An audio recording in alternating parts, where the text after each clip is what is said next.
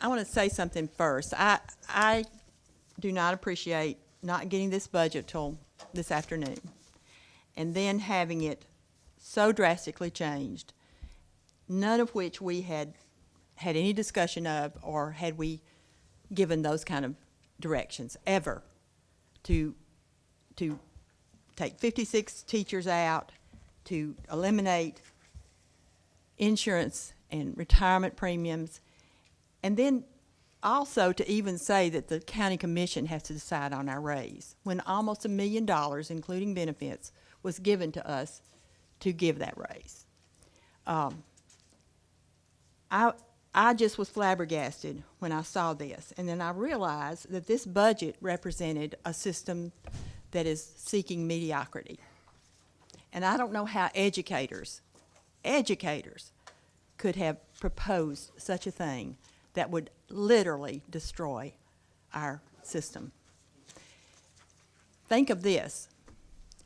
If we were to have a special call next week and approve it just like it's written, it'd have to go to the county commission, and then the county commission would then have to take it to the full county commission. It would be at least a month before it went to the state. So you would literally start school with teachers, and then 2 weeks after school starts, we're saying, oh, I'm sorry, you don't have a job, you need to leave. Okay, if we were to tell our teachers that have family medical insurance that now they've got to pay that 45% portion. The state pays 55%, so we're really just saying, well, we don't want that money, but that's a substantial monthly. I mean, I've been retired for several years, and I paid family medical, and it was over $200 or $300 then a month. So you know that. There are many other things, but I did not see anywhere where software was cut out. I didn't see anywhere where you'd made any changes in those software programs that we've discussed over and over as to whether we're going to keep them or not. I didn't see any changes in the central office, and I see raises that are given to individuals that are over and above the 2%. The only thing we directed, and I understand that I'm not speaking for you guys, I'm speaking for myself. The only thing that I remember us discussing was a 2% for all personnel. Any job that requires a license would be on the teacher salary schedule or the administrator salary schedule. There are jobs that don't require a license. So their job, that pay would not be decided by the administrator's salary schedule. I just don't know what to say, number one, as to why you present this board a document that we haven't had time to talk about or peruse, and maybe now's the time to talk about it, but I would have liked to have had a little warning. As of this morning, it was one budget. As of this afternoon, it's a different budget.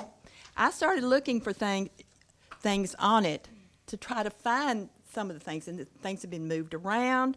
I don't understand. For instance, and Ms. Gagliano, maybe you can help me with this, and Mr. Moore has been trying to help me, and he's given up and told me he hopes I see the light, and I hope I do. But on the current property tax, explain to me, great, hallelujah, more money that we think we're going to get from property tax. Budgeted, 17-18, what is the figure 565 was the same figure on the yesterday's budget as today? Isn't that a difference of 1.941, something like that? Is that an Allaview figure? Is that a Skyward figure? What is it? Why would that be the same as this that I printed out? The same difference. But the percentage difference is different. It's a figure that's comparing an FY18 figure to the actual variance, and it's probably not labeled the way it should be. And it's probably Why aren't you talking to the mic? Because I feel like there'd be a lot of people want to watch this. okay.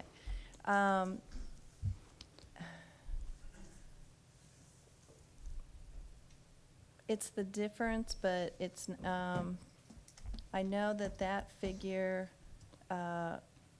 first of all, this presentation came out of Allaview, but we put all this stuff into Allaview except for revenue, because revenue's not in Allaview.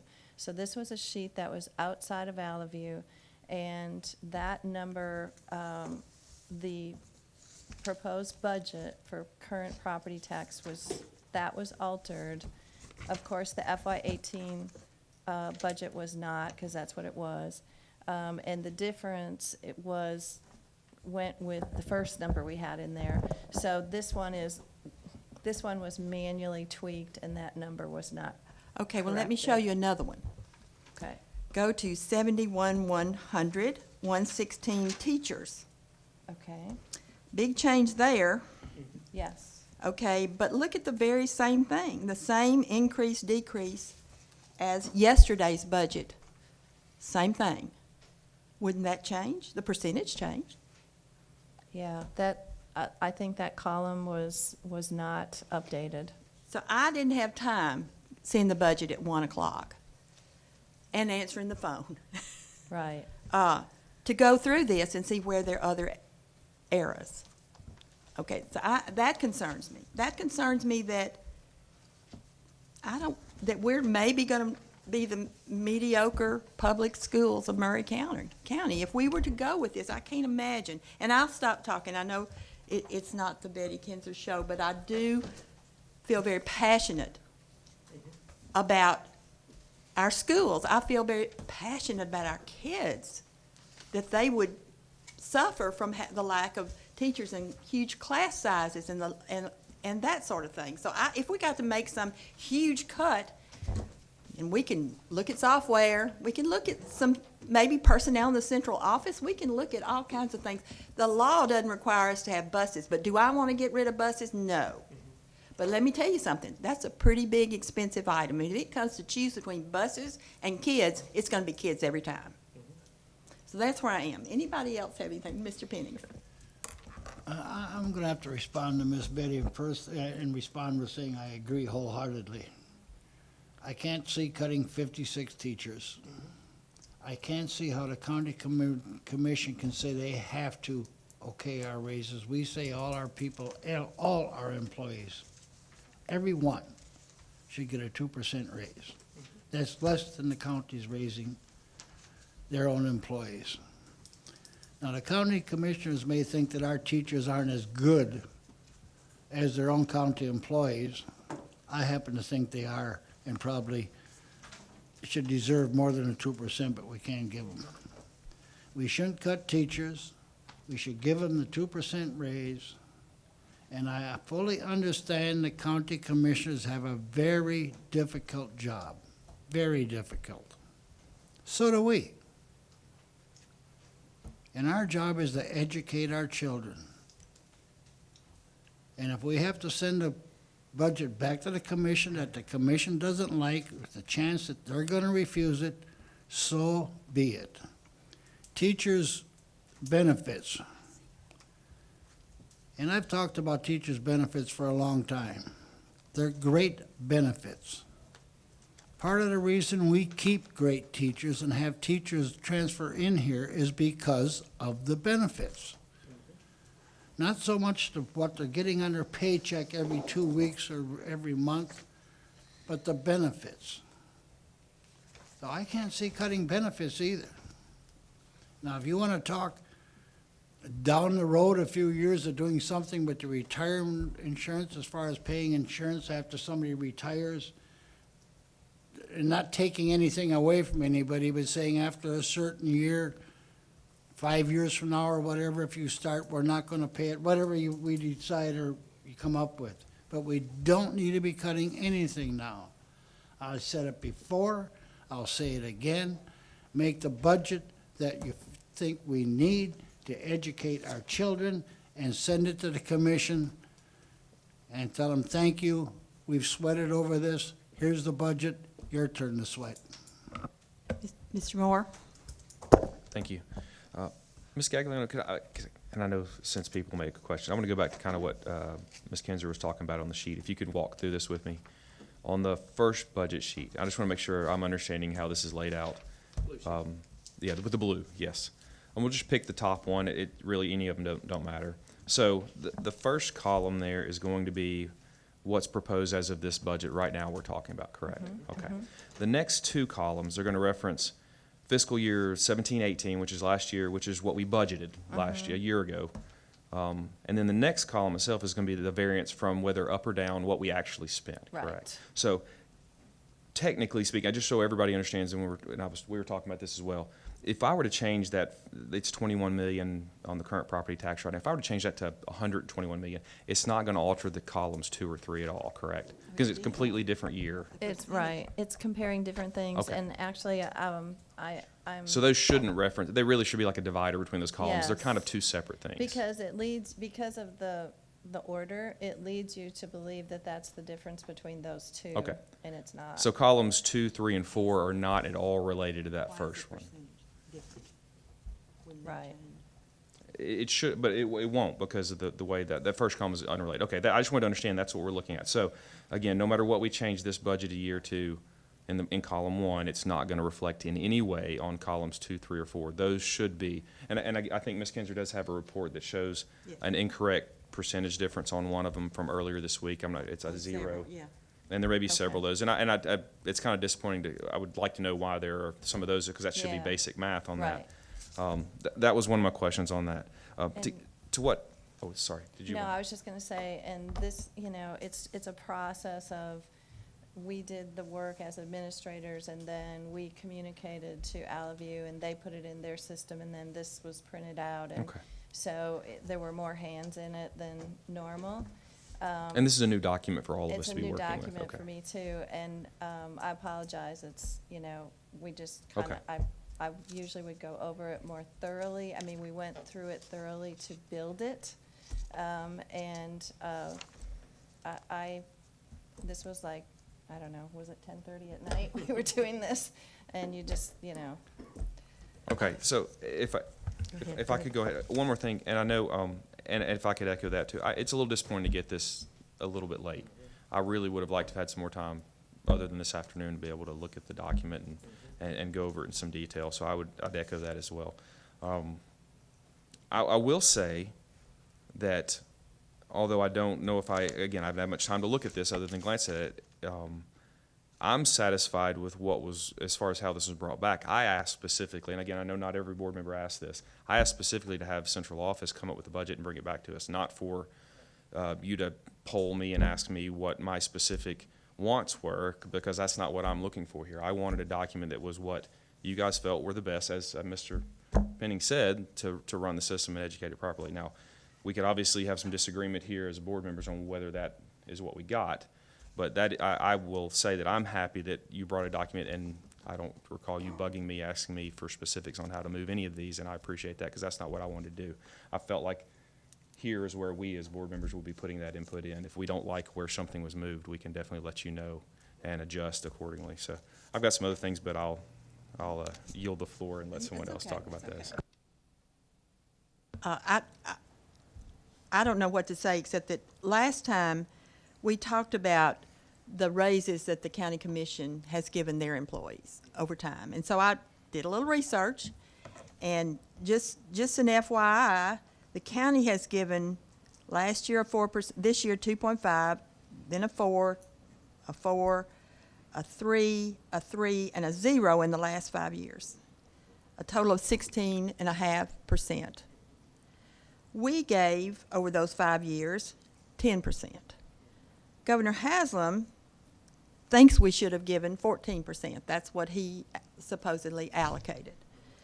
So it really puts us behind somewhat, because if we had a county employee making the same salaries as one of our employees over 5 years, they would really be making over $2,000 more at the end of that 5 years than our employee did. I don't know, and I want each board member to have a comment or something to say about this and how they feel about it. I just cannot imagine a system, and you as educators should propose it, that would eliminate 56 positions. Are they all teachers? Are they classified? What positions are they? Can I interject on that Yeah. real quick, Yes, if you ma'am. don't mind? Dr. Marzak, Betty, if it would it be appropriate at this point to ask them to just kind of explain all, in bulk, let's all go of for it. this? I mean, I think that and the rest, I'd like to hear, that was one of my other questions. was, Absolutely. what's your rationale for the bulk, especially the larger ones you're looking at here? Sure. Gotcha. Thank you, Mr. Moore. Appreciate it. Let me start off by just saying, I hate this budget. That's okay. I'm not a fan and I You're don't right. like it. You're right.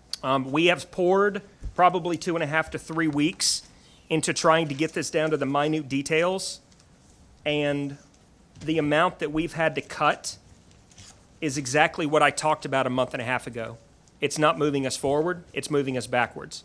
And we can tell this because last year, if you look on the blue sheet, second box down, last year, with a combination of fund balance, we spent $104,967,797. For FY19, we're saying we're spending $101,755,231. We're spending $3,556,782 less than we did last year. I don't like this budget. I hate it. However, the problem is this is the reality that we're in. So if you go back to that spreadsheet that I shared with you guys 2 weeks ago, I actually have to apologize and tell you that I made a mistake. I was telling you that we had to cut $5,223,845 out of the budget.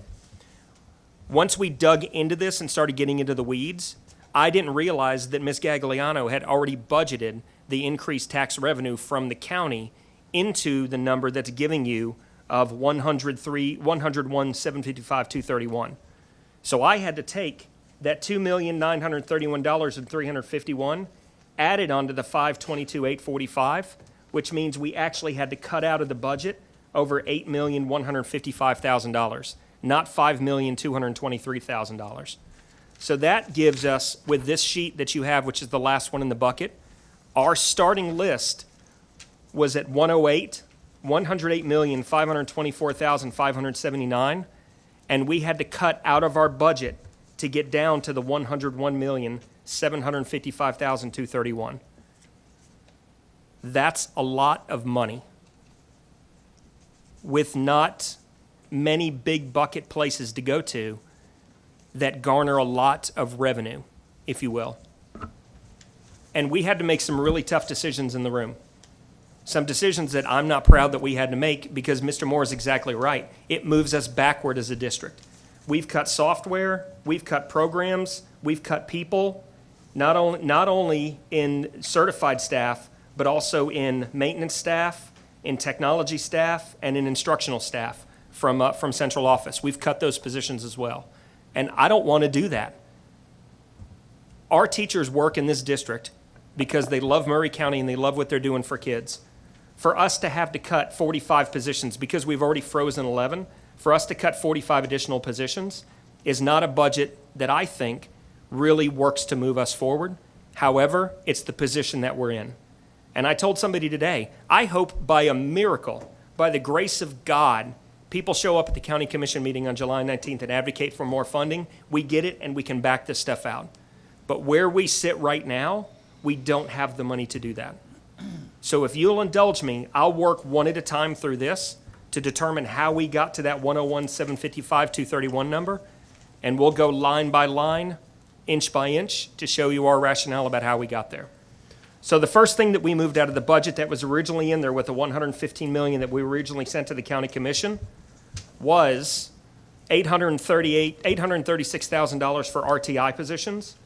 We talked about this 2 weeks ago with staying at just the BEP amount of 150, 141. So that means we were able to reduce $685,000 out of the budget from the 71, 100, 116 line. So that's just budgeting for the 150, 141 that we're going to be getting in BEP. I'll come back to the next one because that's the big bucket. The next one, the 71, 100, 116 line, we had 3 CTE positions that Dr. Woodard worked with Lori Brown to determine that we could remove due to too many pathways or not enough kids historically in classes. So the 71, 300, 116 and the 71, 300, 201 through 2012, that's the salaries and the benefits. So we were able to remove those two from the 71, 300 line. The next one down, 71, 300, 399, regular instruction. That is coming from the other contracted services line. So we were able to reduce that one and tighten it up by reducing 11,825. The 36,864, reducing the 72,810, 709 digital learning and innovation, we were actually able to remove two things and tighten up two lines on that, 36,864 and $75,000 by just tightening up the budgets. With the 72,210, regular instructional support, 312,600. I believe that's the software, correct, Dr. Woodard? We recommend removing Dreambox, removing Dreambox, Mayan, and 10 Marks, removing all three. And also ESGI, which is our kindergarten and first grade formative assessment tool. You know, and you know, that one kind of hurts. That one hurts. I was able to pull some data this past week. Ms. Kara Skaggs has been helping me out with this. I'm curious, during the summertime, how many kids are still accessing our software? As of earlier this week, we've had Murray County students completing 499 lessons on grade level in Dreambox, and students have read 1,578 books. We have data to show that kids are still doing math and still reading during the summertime. However, we need to make the budget work, and tough decisions need to be made. So those four software programs were recommended to be cut. For the 71,100 429 line, Dr. Woodard took out $10,000 to tighten that line up. With the 71,100 499 regular instruction line, which is other supplies and materials, Dr. Woodard took out $15,000 to tighten that up. The 72,210 355, and I want to get these exactly right. Is that travel? Okay. That was tightened up by $12,000. 72,210 524, which is Staff development. staff development, was tightened up by 10 grand. Reducing 72,120 355 in health services. I believe that's also travel. Health services. That was tightened up by 2,000. In the 71,300 730 line, that was tightened up by 8. In the 71,300 429, that was tightened up by 2,000. You'll see in the 72,215 307 under alternative instruction, we reduced that by $2,500. We reduced the 71,150 399 in alternative instruction, which is other contracted services, by $5,000. In the technology line, we had originally proposed 2 technology specialists to deal with diploma. Can I interrupt? I'm so sorry, but like. Yes, ma'am. I'm glad we're getting an overview, but like other contracted services, like I need to know like what other contracted services? What would Like, be an is example that of something in other speech? contracted Is it what? services? No, in I'm so that's, sorry. are you talking Sorry, about, I wasn't looking. are you talking about the You're saying 72,120? other contracted services in 711-00399? Yes. Also in 711-50-399, like other contracted services, like I need to know what services. Because like all of this stuff, like supplies and materials, that's directly going to kids. Other contracted services, I assume that's directly going towards kids.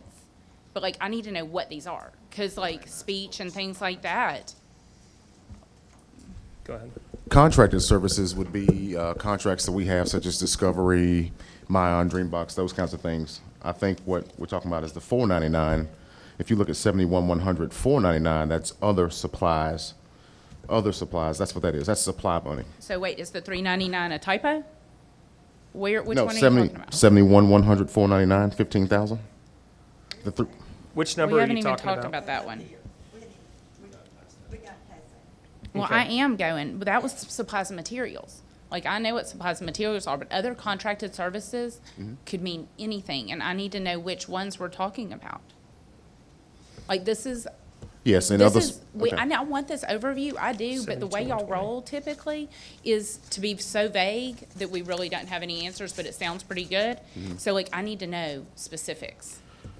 So if you look at the $312,000 that Dr. Marzak previously mentioned, okay, and that's in 72,210, 399, other,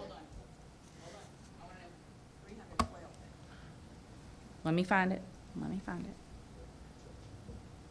312, 312, 600, yes. 72, Okay, but that's not the one my 210. question was about, but Which please one? tell me any information you would like to. Okay, that's, 399 is an other contracted services line. So that means that we're cutting specific contracts. So what is going to be released is Mayan, Dreambox, ESGI, and 10 Marks. Those 4 programs. He gave us that information. Yes. That Is it- was explanatory. Okay. But up on 11,825, 711,399, regular instruction, you summarized it as other contracted services with no further description. Then down here, for the 5,000 and 71150,399, it was other contracted services. And I'm also hearing a lot of tighten up. Like, tightening up means 11 people not going to Boston, but that was celebrated a few months ago. So I need further detail to really understand why we have all this ability to tighten up, but also other contracted services is very, very vague. So basically, what we're looking at when we're talking about tightening up, we're looking at what we actually spent in FY18 and realizing for FY19, we can bring that down to that exact level if we spent it what we spent last year. So when I say tighten up, that's what that means. So for example, when we look at the health services, 72,120, 355. For 355, that's travel. You said travel for health services. I understand that one.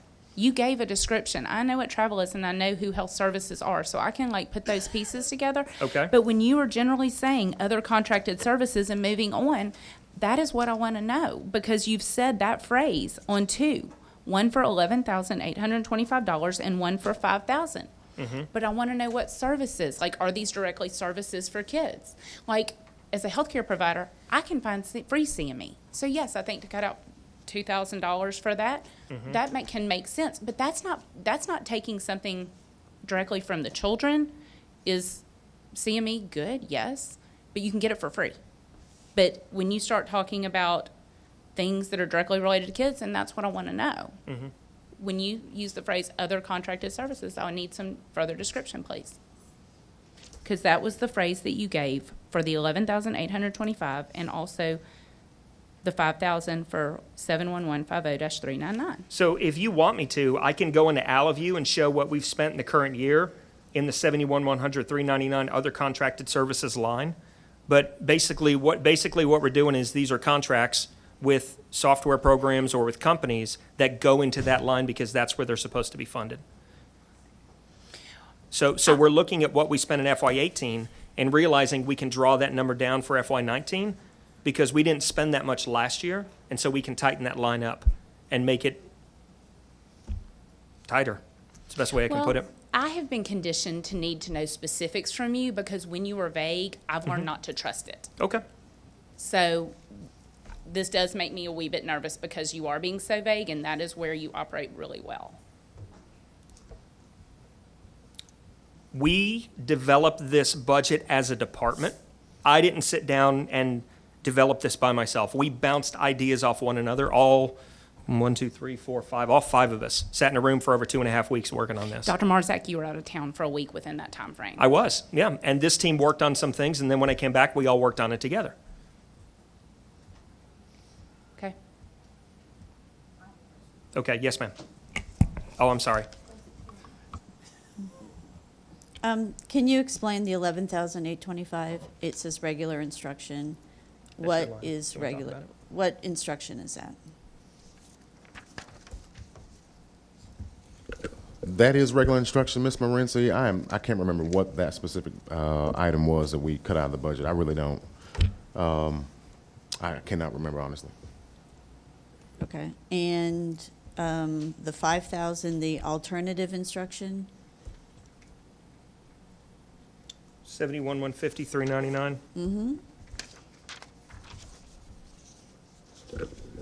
I know that in the alternative, and I think Mr. Lang could speak to this, and help me if I'm wrong, Mr. Lang, I believe that was funding that was going to be allocated for, was it guest speakers, I believe? The 399, anytime you see that in any line item, is other contracted. For example, with regular instruction, I have a 399 in the attendance category. Interpreters come out of that line. Any type of speaker you might want to bring in to help with staff development on classroom management, those type things. And I believe, if I'm not mistaken, at the alternative school, they were planning on possibly using someone to come in and work with their professional development. that would also be under the other contracted services. But as far as directly taking from kids in this particular category for alternative school, it would not take directly from kids. It would be working with the teachers on management issues, et cetera. Okay. And the same with the regular instruction. I know you don't remember specifically what that is, but did any of this come and take directly away from the kids?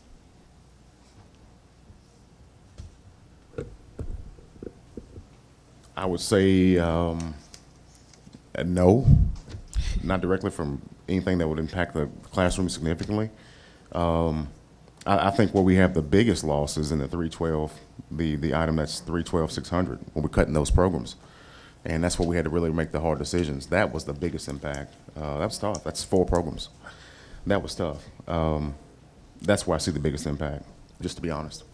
So if I'm understanding, you looked at what we had in the 2018, 2019 budget, and then what we spent in the 2017, 2018 budget, Yes, and ma'am. that's where anything that was that you could take out of that, you reduce the, okay. Yes, ma'am. All right. So basically trying to keep the spending levels the same in 18-19 that we kept them in 17-18. So I like, for example, you look down at the bottom, 72,320, I did that for my own budget as well. So I looked at areas that I could tighten up because I didn't spend as much during 17-18. Okay, thank you. You're welcome. I would hope, Dr. Woodard, that the hardest thing you all had to discuss was the teaching positions. Oh, That was tough too. That Yeah. was tough too, but it couldn't be equal to, I mean, software and materials and supplies are only good if you've got a teacher in the classroom. agreed. Okay, okay. Excuse me. Okay. I appreciate that Mr. Lang just got up and spoke, but, sorry, I kind of operate on patterns and like learning from previous experiences. And we had a budget meeting and I questioned 4 FTEs that were allocated to Whitthorne. And I specifically said that I questioned that because I thought any new positions were paid for by title. And Dr. Marzak, you asked Dr. Woodard, who Dr. Woodard then asked Scott Gaines, and Scott Gaines said, I don't think that's the case. So that's what was captured on this video, which that's where becomes reality. If it's not said on the camera here, it's not reality, unless it happens behind closed doors in central office. So anyways, with that being said, the next day I went into Whitthorne and another board member was with me, but when I sat down with the principal and said, can you explain what I see on this piece of paper? And he said, that's just not true. And we were given examples, and then the next day, you and I spent the entire day going back and forth on emails, which if anyone's would like to see, I'm happy to show them to you, but you fought tooth and nail to explain to me that, no, that was true, when in fact it wasn't. So that's what happened. Mr. Lane just stood up and said, well, I think it's that, and everyone who has a 399, that means contracted services, such as a speaker. So now we're led to think that's what it was, when really that was a very theoretical answer, and there was really nothing concrete. So while I appreciate your effort because you were put on the spot, again, I have been conditioned to not trust what I'm presented with. So I just needed to speak to that because I have been conditioned to doubt. Moving on. Okay, I'm sorry. I do have another question on the charts, and again, I'm sorry for going back to this. Ms. Gagliano, just so I'm clear, this is in the printed version, the green one, it looks blue on the screen. When it says fiscal year 18 year-to-date spent, is that representing full 12 months, or is that a partial? That was just, Or how that much was of a just to partial? date. It was just a reference to date spent. So, like, for Roughly, example. what would that be? Would that be So 11 it would- twelfths of it? I don't know when this was generated. Yeah, it would be about 11 Roughly. twelfths of it, yeah. Because we still had the payrolls to do for example, the July payrolls Okay. that get charged back to June. Those are still in process. Okay, all right, thank you. But in reference to the charts, I just need to send you a different copy because they're just messed up. And I'm checking them. I can see exactly what you're saying, and I've contacted Allevue, and they're working on it right now. Okay, thank you so much. Sorry, I really apologize about that. All right, thank you. So if you'd give me just a second, I've pulled up the 72, 210, 399 of the contracted services. There are outside agencies that we contract with, such as Compass Intervention, Hermitage Hall, Lakeside Behavioral Health, Mountain Youth Academy, Hermitage Hall, Oak Plains Academy. I think I've already said Compass Intervention Group. The bus that we rented to take the kids to Scope in Murfreesboro came out of that line. Sequel Youth and Family Services, and these are services for students that need these outside services, I want to say as per behavioral or IEPs. Discovery Education does come out of that line as well. And that's pretty much everything that came out of that's everything came out of the 72, 210, 399 line. Just to give an example. But we're comparing FY18 to FY19 and realizing where we can remove money to bring it back to what we spent for FY18. Looking at the 72, 250, 189, those are all technology. So we had proposed 2 technology specialists to work with diploma, and that's the reduction of one of those positions. The next one's a 72, 620. Mr. Breeden can talk about it if anybody has any questions. That's reducing some of the cost and maintenance.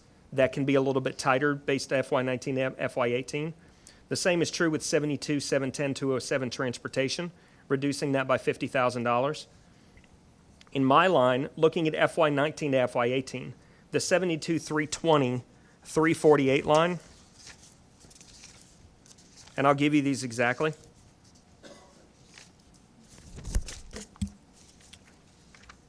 So the 348 line is postal charges, so didn't spend as much in postage last year. We're going to spend the same or less.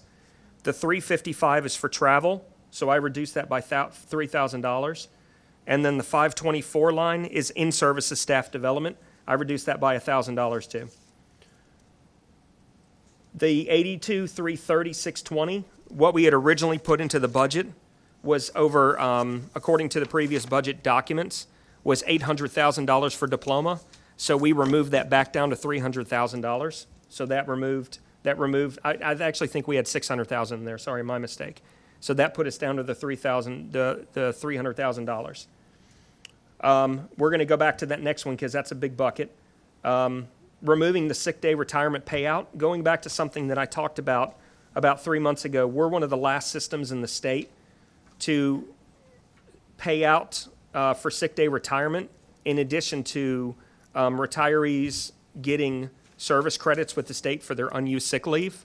And so our recommendation is to adjust the policy to reduce 72, 310, 299 by removing that. And then what we have in here is last year we underfunded the 71, 100, 116 line by $1 million. We have some of that money reduced, but I believe that this is getting us close to about $300,000 of the $1 million that we need, if I remember, the 71, 100, 116 contingency. I think it was around 288. Okay, so 288 of the $1 million that we actually need.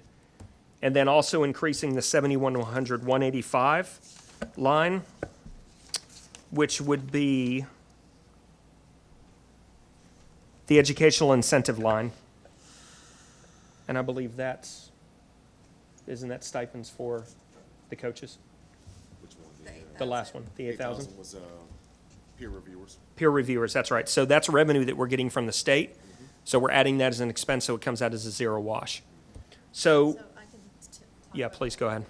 One thing that you'll see different in this budget that we're trying to work on is instead of bringing budget amendments to you every meeting as things, as grants are granted or received, I'm asking staff to budget what they think they're going to get on the revenue side and the expenditure side, so it's in there. Then when they actually get what they get, if they need to adjust it, we can do that.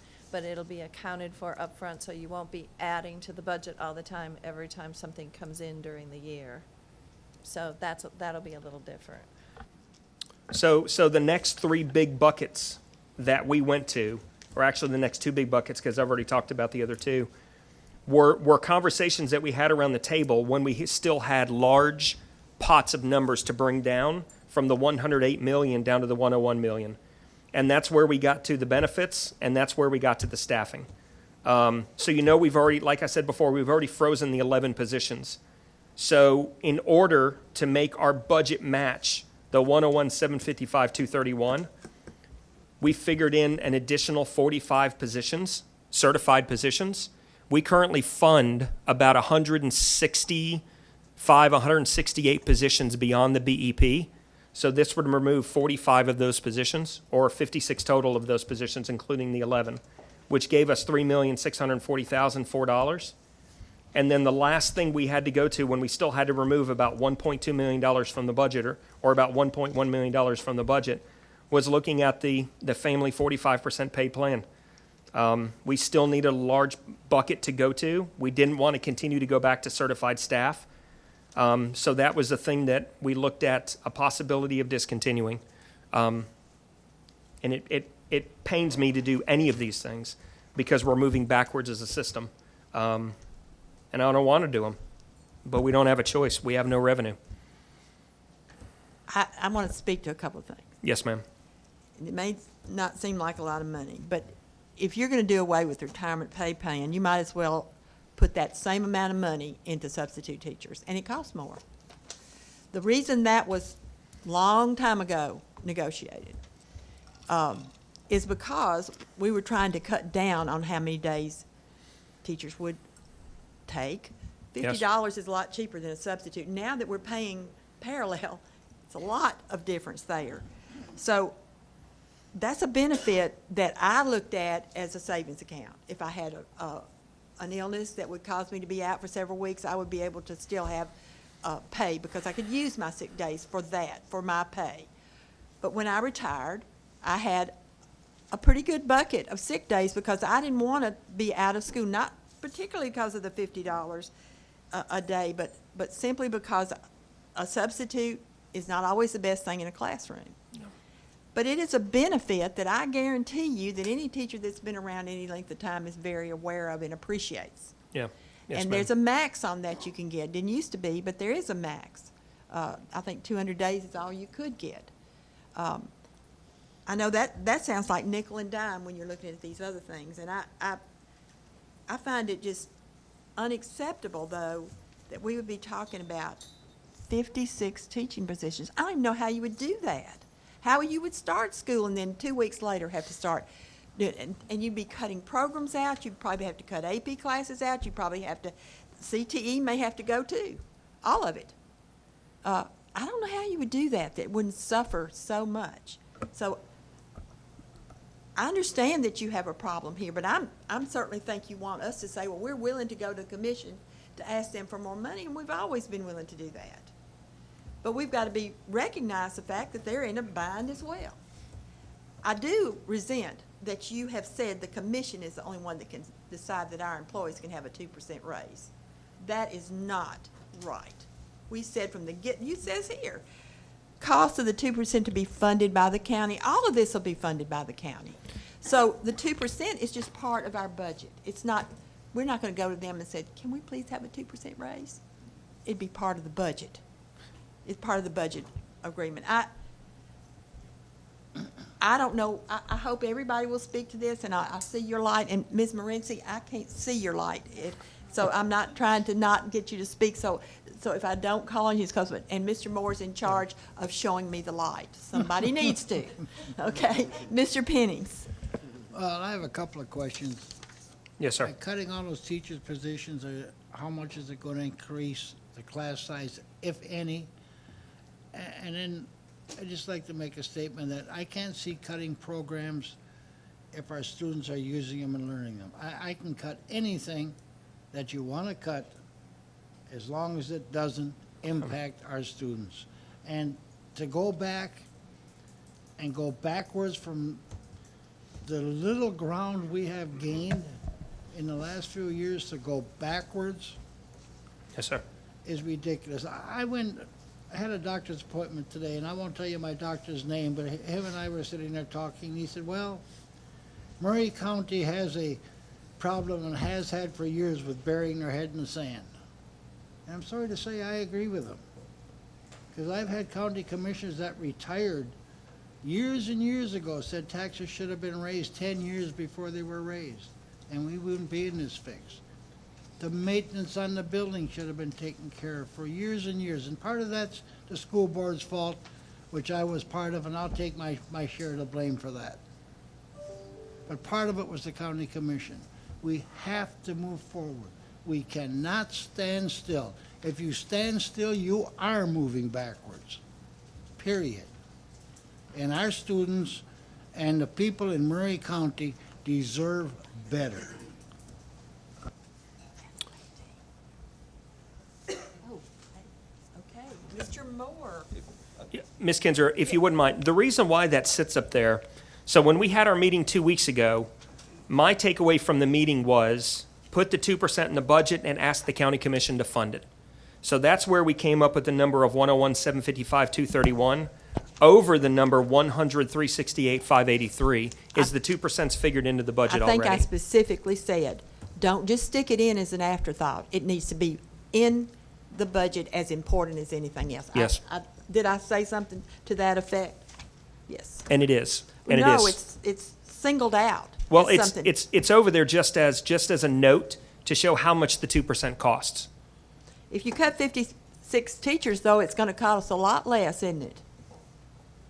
No, that number is figured in with the reduction of the 56 staff. The original number is 1,462,148.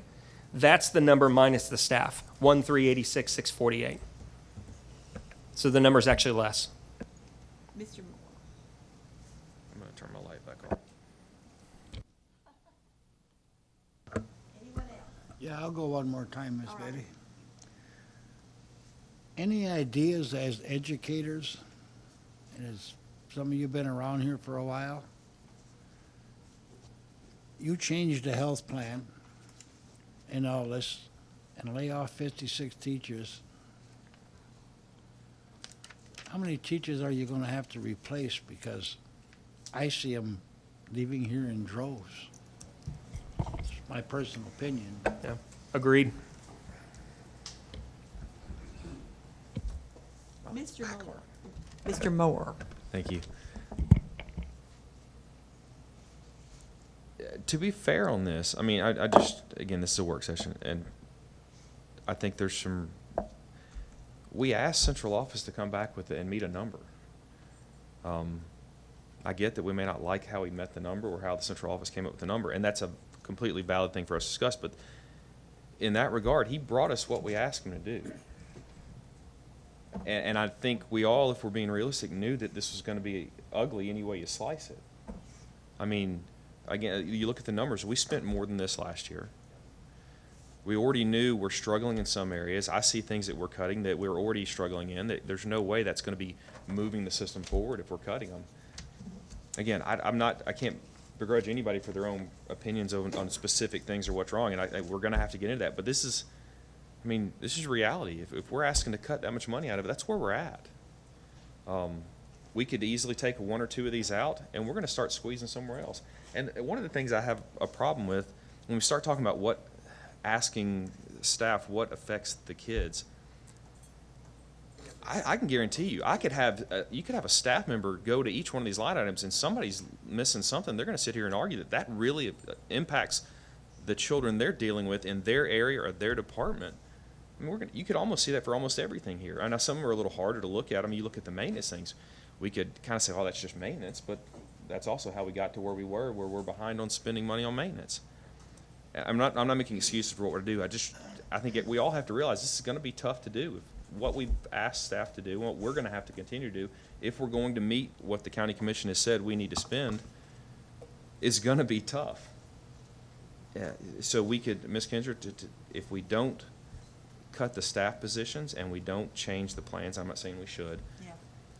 we've got to dig back in and find over $4 million worth of something else, almost $5 million worth of something else.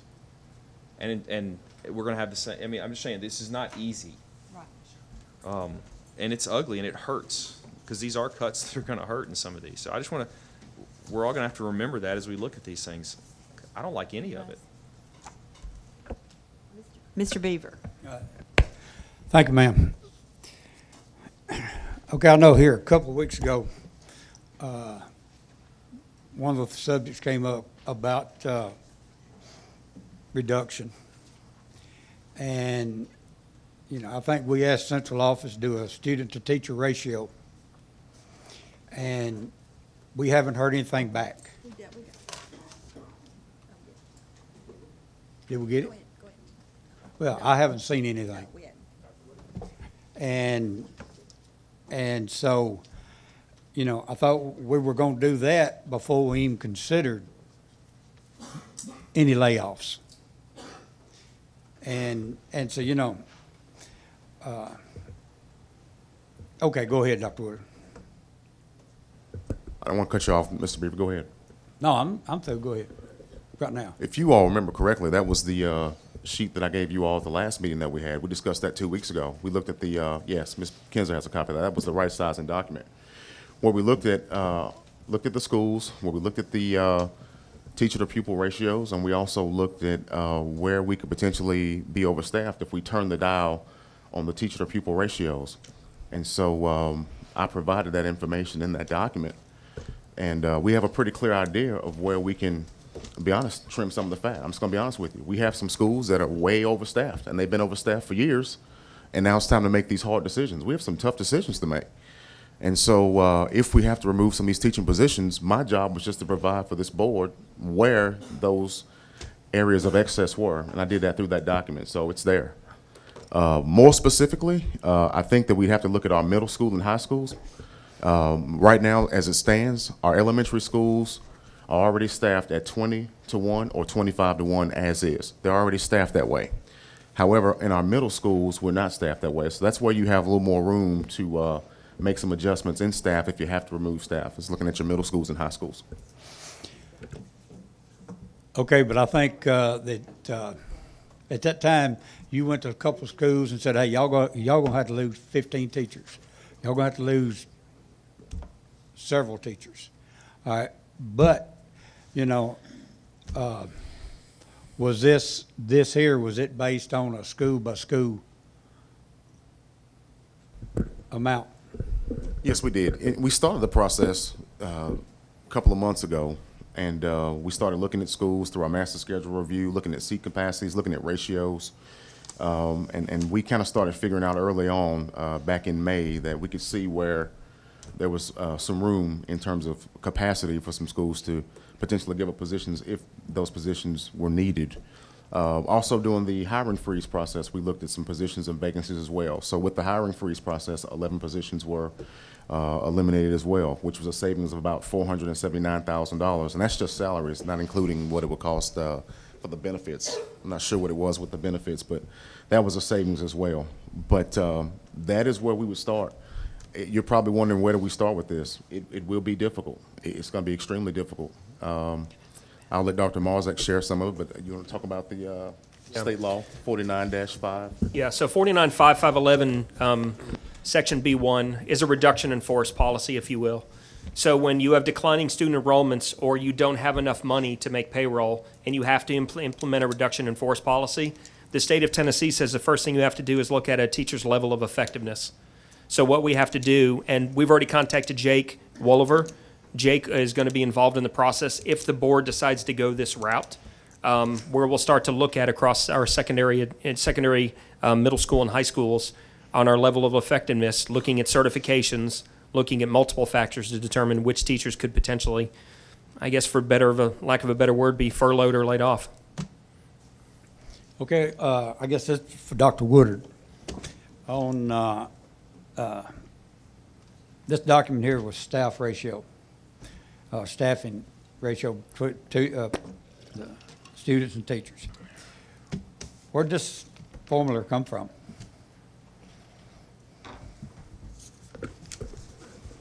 Did you mean the right sizing formula? Yes.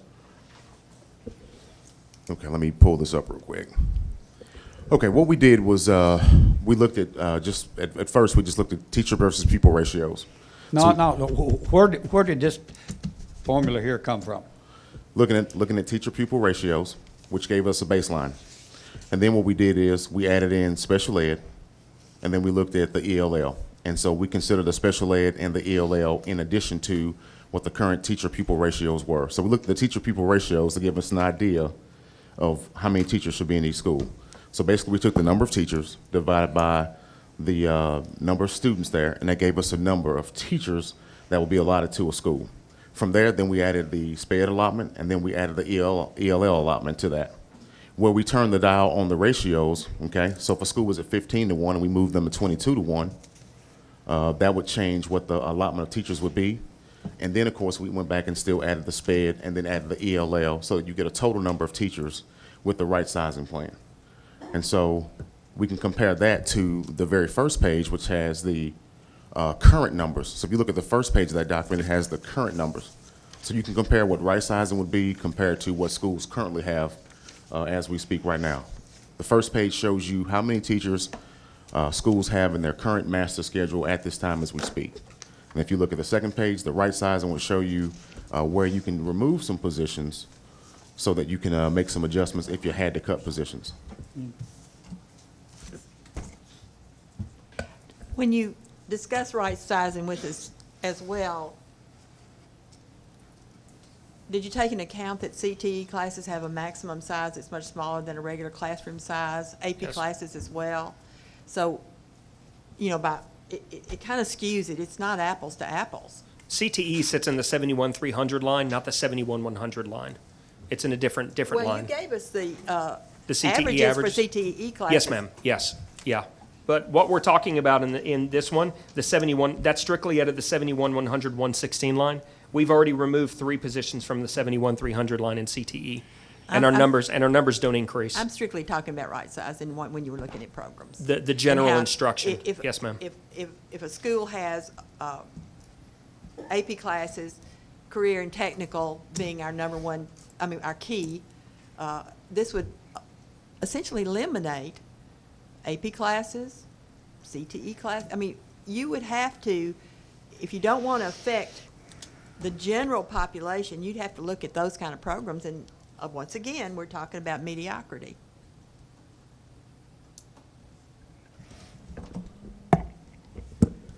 I understand what you're saying, Ms. Kins. I do. I totally understand.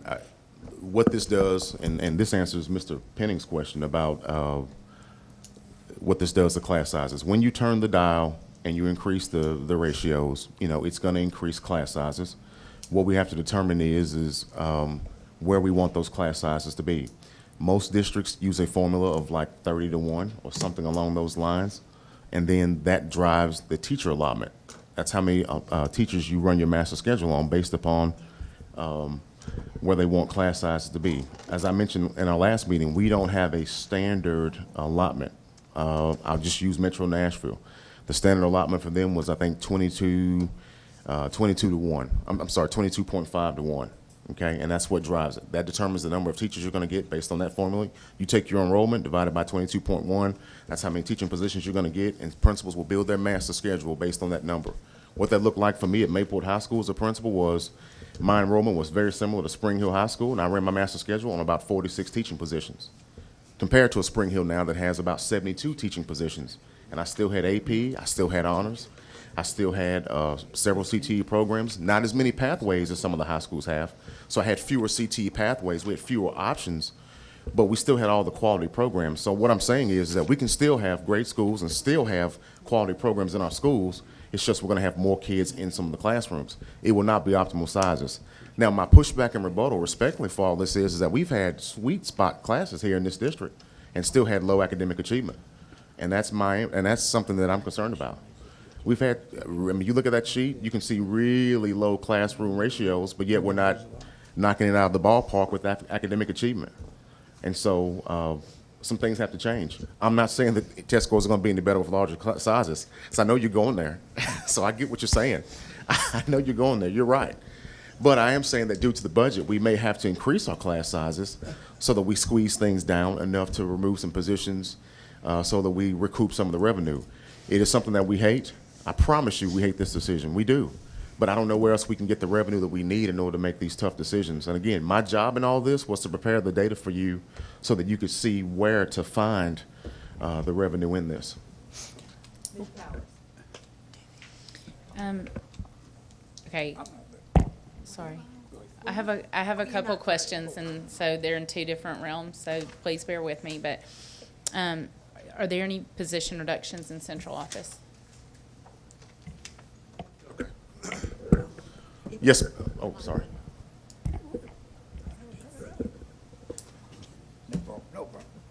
Okay, I guess on, He's still answering the question. oh, I'm sorry, go ahead.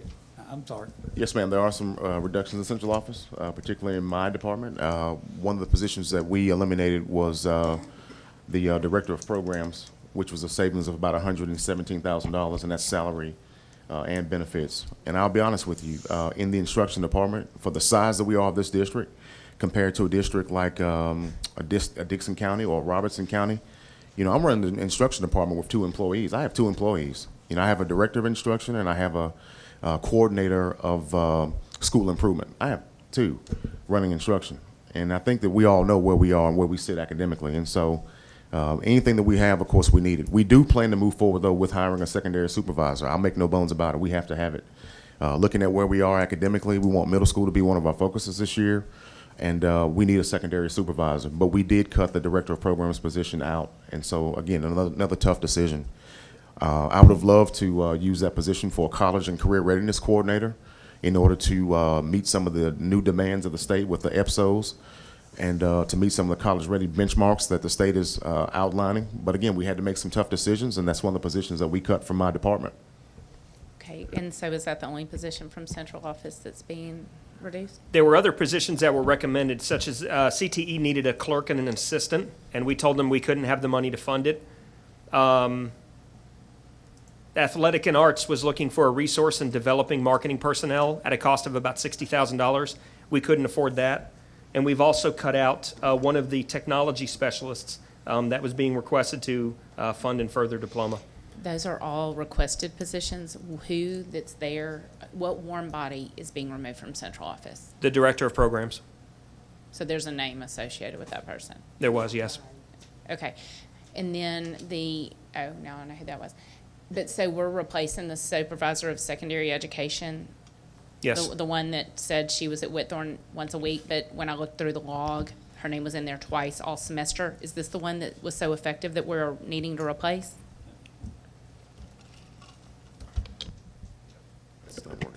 Yes, that's correct. Okay. So is anyone at central office, as I said, I've kind of got a list of questions, I'm sorry. Did anyone at central office receive a raise in this proposed budget? Nobody received a raise in the budget. What we're doing is we're fixing one salary for one personnel. I'd like to know who. Miss Alexander, we're And- replacing because her salary is being underpaid for how many years now? 5 years? 6 years? About 4 years. She is not being paid at the correct rate. So she needs to be paid at the correct rate July 1 moving forward. Is there any discussion on that? No, ma'am, it has to be done. According to Jake Wolliver, it has to be done. Is this true? He said it had, you said, his words were that you said it has to be done. You haven't done it for 4 years. I can't say that you have to, but I hate to talk about things that might result in litigation but it needs to be done. I'll say that. I don't know that it has to be done, but it needs to be done. So my next question has to do with this right-sizing plan, and again, I feel like a work session is a brainstorming session where there's no wrong answers. And I know that when you first moved to town, Dr. Marzak, you cast a vision of what you wanted this school where we sit right now to be, and it was gonna be where kids could just work at their own pace, and there were like, really no academic walls. If you finished your work and you were ready to progress into third grade work, then you would just move into that. So I thought that was a remarkable concept, and while it hasn't come to fruition here, I just kind of question when we start talking about right sizing and ratios and this and that, and I can very much appreciate one of the challenges in our county, and this is a fact that I think everyone can agree with. We have a challenge because the unit schools we cannot universalize. It is hard here. So, but when I look at, the ratios at Hampshire being what they are, and I'm not picking on Hampshire, I never want a community to lose a school. However, why would that concept not work there? Because in my mind, when you've got such small ratios in classes, why can't we move to more of a model like that where less teachers could serve more kids? I feel like there's some creative savings that we could think about, because it's really hard for me to think about the schools that I see most that are the ones that have these huge ratios per teacher.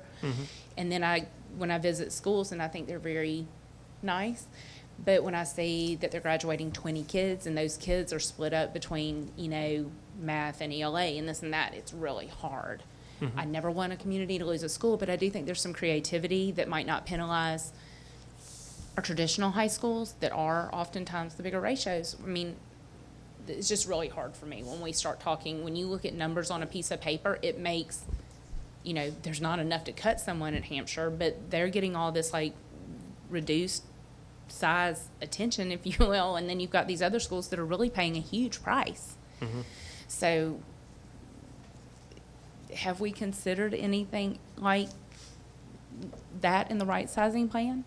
So if this is approved, and if the county commission votes to do this on July 19th, what we'll be doing is working over the next couple of weeks to determine what does right sizing look like across the district with regards to taking the law into effect.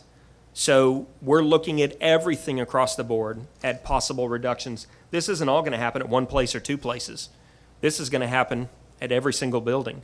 And we have to look at what does that look like, and how will that impact instruction. Respectfully, your words and your actions don't often match. So Well, I hear you say that, Yes. but believing that that will happen is a huge reach for me. Well, I'm sorry you feel that way, but that's the work that we have to do.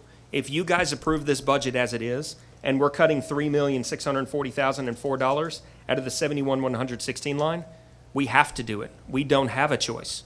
We have to do it. Your words and your actions often don't match. So I'm you were sorry saying you feel that so way. emphatically, and you sound so good, but to see what you will then put into play, it's often so dramatically different, and this makes me very nervous. And I'm sorry you feel that way. And I can guarantee that no matter what decision we make, at least somebody on this board is not going to like it. That's just going to be the way it is. But we're going to have to make the fairest and most legal decision that we can possibly make moving forward. Because going back to something that I've told this board multiple times, my job as a superintendent is to mitigate risk for this board.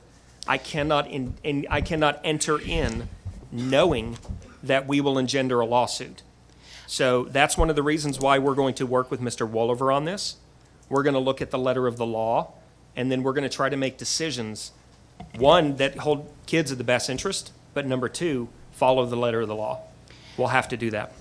I hear the words that you're saying, but again, I have been conditioned not to trust you. I specifically told you of a safety concern at Whitthorne where a husband came onto the Madam Chair? property. That was not That's- mitigating please. risk, and it was not in the best interest of children. You knew about it, and you chose to do nothing. Thank you. Mr. Beaver, I interrupted him. Let him finish what he was going to say. I apologize, and then we'll let Ms. Martin speak, okay? Okay, thank you, ma'am. Dr. Woodard, if we could we go back to the numbers? And how many teachers did we have retire at the end of this past school year? I have to ask the chief of staff on that one.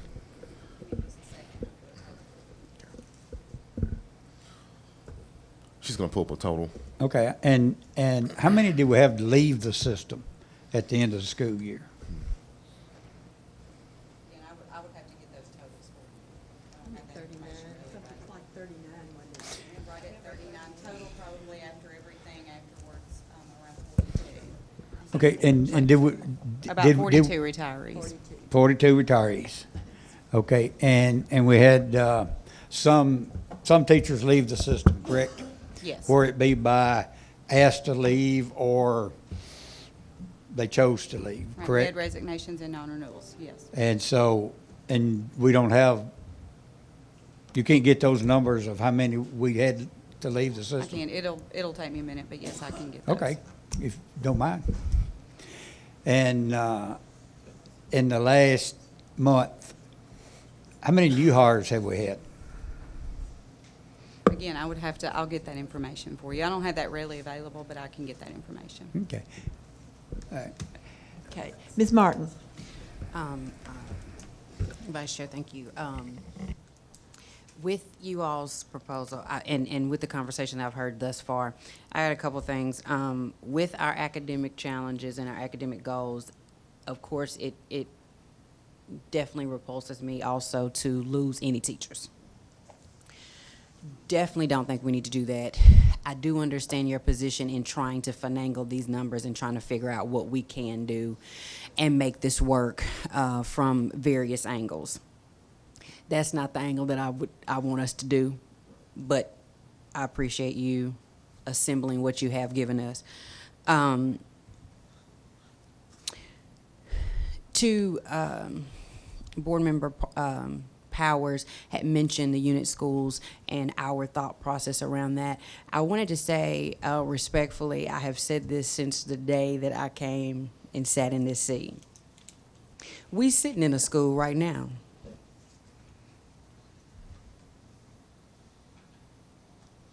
I've said it 1,000 times, yeah, till I have been looked blue in the face, and when I leave, the young lady that's gonna sit here, I'm gonna remind her that she needs to keep saying it. We're sitting in a school that was shut down. It was a neighborhood school. You can't ride past the people. You can throw a rock right here from where you park. That's a neighborhood school. It doesn't exist anymore. It is now an alternative school. So we need to be reminded of that when we oftentimes say we're gonna protect schools. We're gonna protect schools now. You're going to protect schools now and keep things now that look good for communities now. But the 2 schools that we lost in Mary County was lost from this neighborhood. Right. So let us not forget that Mary County schools will shut down. They'll shut down a school. No, in my opinion, no school should be protected. We should look at them equally and decide on what we're going to do, which is beneficial for the system. As ugly as that sounds, and as assertive as it sounds from me, because we sitting in a school that happened to. Next, legally, I understand what you said with our attorney, Mr. Wolliver, saying what needs to be done with our chief of staff. But if you're saying mediocrity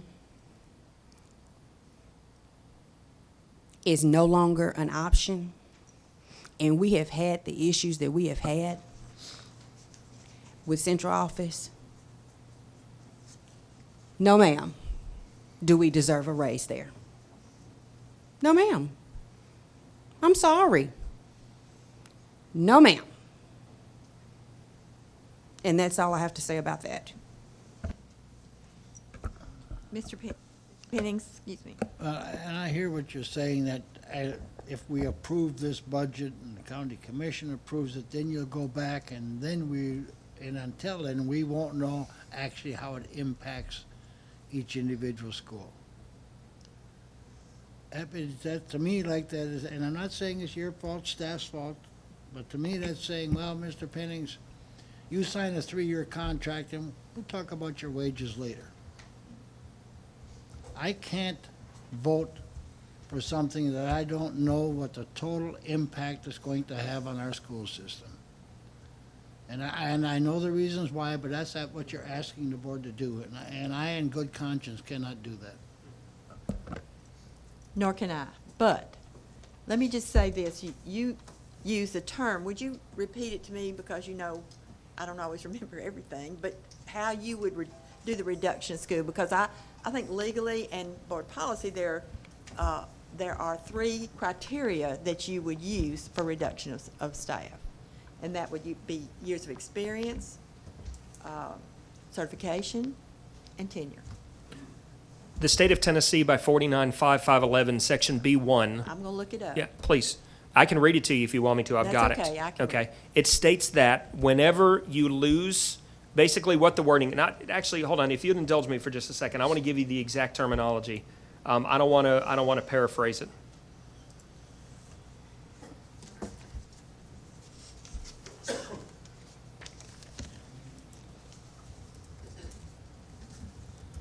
because I know the exact law.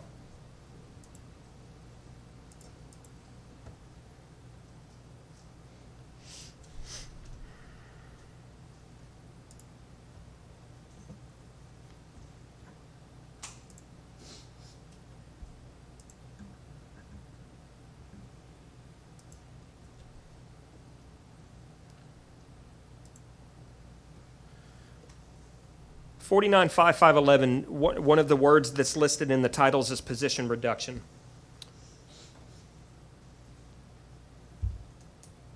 Section B1 states that when it becomes necessary to reduce the number of teaching positions or non-licensed positions in the system because of a decrease in enrollment or for other good reasons, the board shall be empowered to dismiss such teachers or non-licensed employees based on their level of effectiveness determined by the evaluation pursuant to 49-1302 for licensed employees and an evaluation of work performance for non-licensed employees. The board shall give the teacher or non-licensed employee written notice of dismissal, explaining fully the circumstances or conditions making the dismissal necessary. Have we hired more teachers? We're talking about a reduction of staff, and yet we've hired teachers. How many? Oh, you're coming up with that. Yes. Let me read you another law. Yes, ma'am. Okay? And this is changing the subject just a little bit, but I brought it up in all the work sessions that for the first time, the legislature, the appropriation bill number 2018, the Ways and Means Chairman had this written in law. Item 4, K-12 education teachers and other certified staff, salary increase. A, from the appropriation made in Section 1, Title 3-9, Item 2-.1C is the legislative intent to provide a pool of funds for employee salary increases for teachers and other certified staff, effective July 1, 2018, provided further that said increases should be allocated according to the salary and compensation schedules of each local education agency. And I know you know the reason for that is because many times systems don't take the money, and because they're at a certain level, they use it in other things. But for the first time, it's written. So that is not a given. That there was money sent for insurance, money, 500 and something. So almost $1 million was sent to give teacher raises. Yes, and that's, if you'll remember, that's where we followed up with Mary Ann Dursky, and we asked her, and developing and going deeper into the law determines that if you're paid at a certain point, that money does not have to be used for that specific area. And based on what we pay our staff, according to Mary Ann Dursky, finance director with the state, we're okay. I don't think we're okay. I don't think we're okay either. When we look at this budget, generally, we're not okay. We're okay by the law, according to what Mary Ann Dursky has informed us from the State Can she put that in Department. writing so we can see that? But first of all, I won't vote, I cannot vote on a budget that takes the jobs of 56 teachers and leaves our children with less instruction. I can't vote on that. I can't vote on anything that doesn't provide the teachers the 2% we promised. I can't vote on anything that takes away from our retirees that put their life and soul into our school system and have worked all the years. After 20, they didn't get any step raises. So, now, I can't vote on anything like that. And okay, let's dig some ditches here. Let's find, maybe we need to get rid of all the software. Okay, So, how much is that? Well, one of the things that I do need to recommend to let you know, that if the board does not approve a budget to go to the county commission, and the county commission does not approve it, by August 15th, by state law, the FY18 budget is automatically approved and goes into effect. That budget would be $100,367,797. So we would have to do these things anyway. Original not amended. The reason why it's gone up to 100,368,583 is because of revenue, state grants. So the amended budget. So it's not really the $99 million budget. Amended budget amount wouldn't count either. Yeah, It would no. be a continuing budget, would it not? It would be a continuing Work on FY18 it. budget. It'd just be a continuing budget till October. No budget, no school. No BEP. Yes, we wouldn't receive state funding. Mr. Moore. Okay, so I would love to stay here all night and go back and forth. But that said, I think it's pretty clear, central office has made it clear that this is not what they want either. So If we're gonna remove these items that we don't want in here, assuming that's what people don't want, I would rather get to the business of finding where else it's gonna come from, because we're left with two choices. If you pull out the 3,640,000 and change, you pull out the 1,179,594 and the 200,000, which I've heard what seemingly to be a vocal majority of the board speaking about, that's 5,030,961. I'm sorry, I can't even talk to Here, that. A I little guess- over $5 million. I've got the exact number if you want to see it later. That said, that puts our number, if you factor in the 2% raise, that we would have a budget of 106,786, 192. So, as a board, either we're going to ask for that amount or we're going to find the cut somewhere else.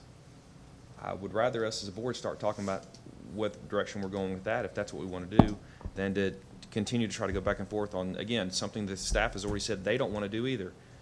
I'm not sure why we're arguing about how to make that work if none of us want to do it. So we either need to find another solution or we're going to ask for this much money. I just want to get somewhere. Ms. Powers?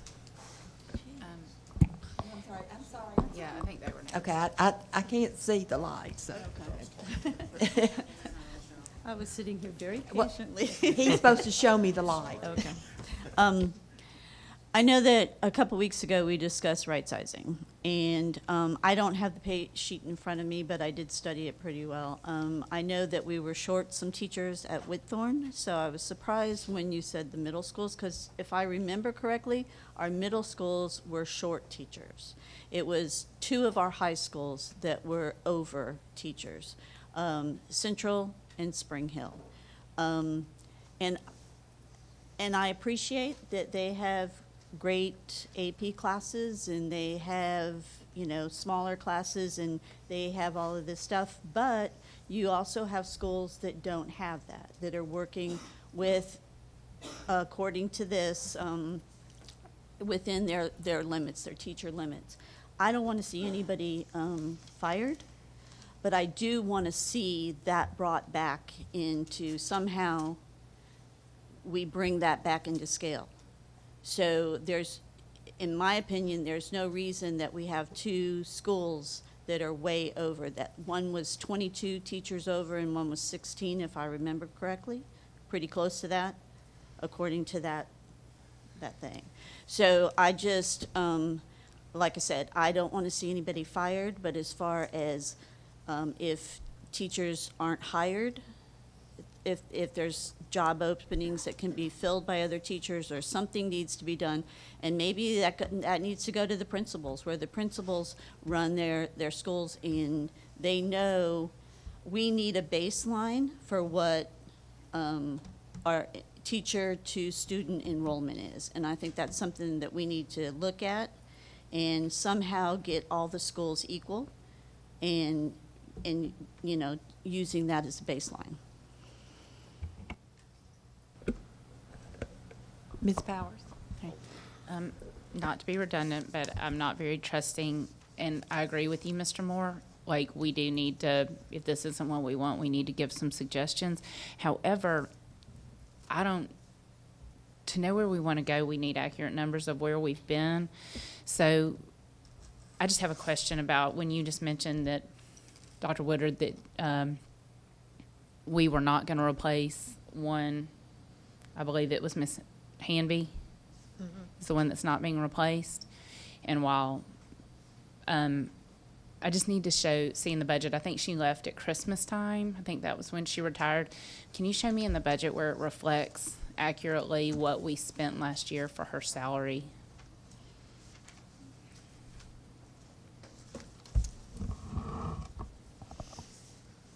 And did Marlene stay the whole year? Did we pay her? No. No, she did not stay the whole year. Can I also please be shown to where we reflect what we spent last year for those positions?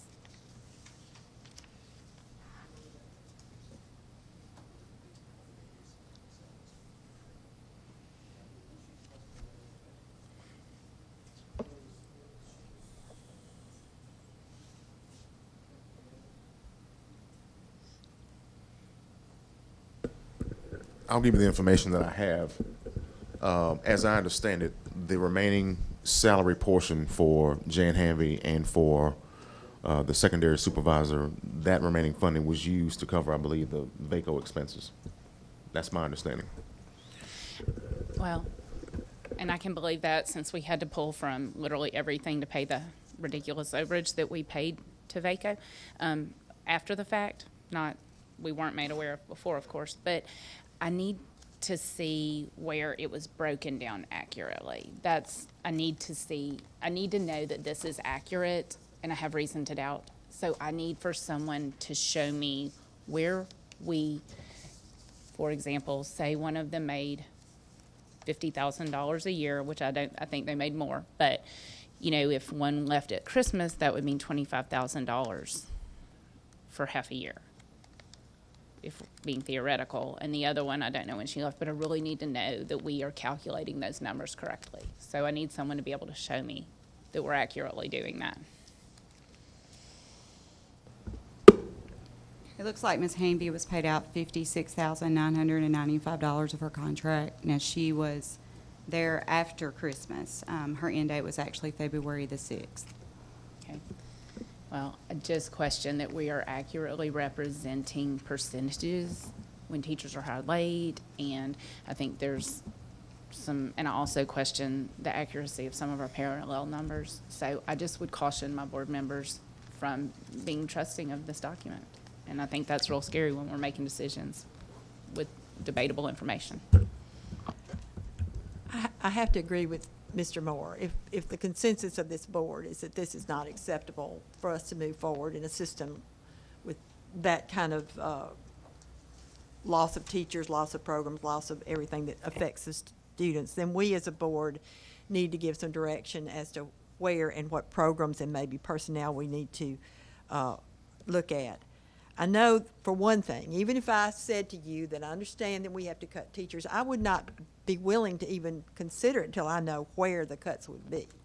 I don't think I would want to give you a 56 number and school starts and you said, oh, let's get, I would want to know where those cuts were going to be. And I think Ms. Powers makes a good point, a point we've all kind of danced around all these years in this community. And how can it be equitable when you have a graduating class of, 10, less than 20, and there's no way to equal that out with other schools. I mean, it's just no way. And so what other systems have had to do is they've had to combine these schools. They've had to do that. They've had to make really tough decisions, and it is a tough decision. I had often thought that maybe the solution, because state curriculum being met in such a small group is very difficult. You've got to have fine arts, you've got to have 4 years of math, you've got to have 4 years of English, I'm not going to bore you with what you know. Okay, so what you really have is really small classes in order to get all that curriculum in, and that's in the high school. So maybe the solution is just to have a K through 8 in that community. And then there's plenty of room in Mount Pleasant. There may be some.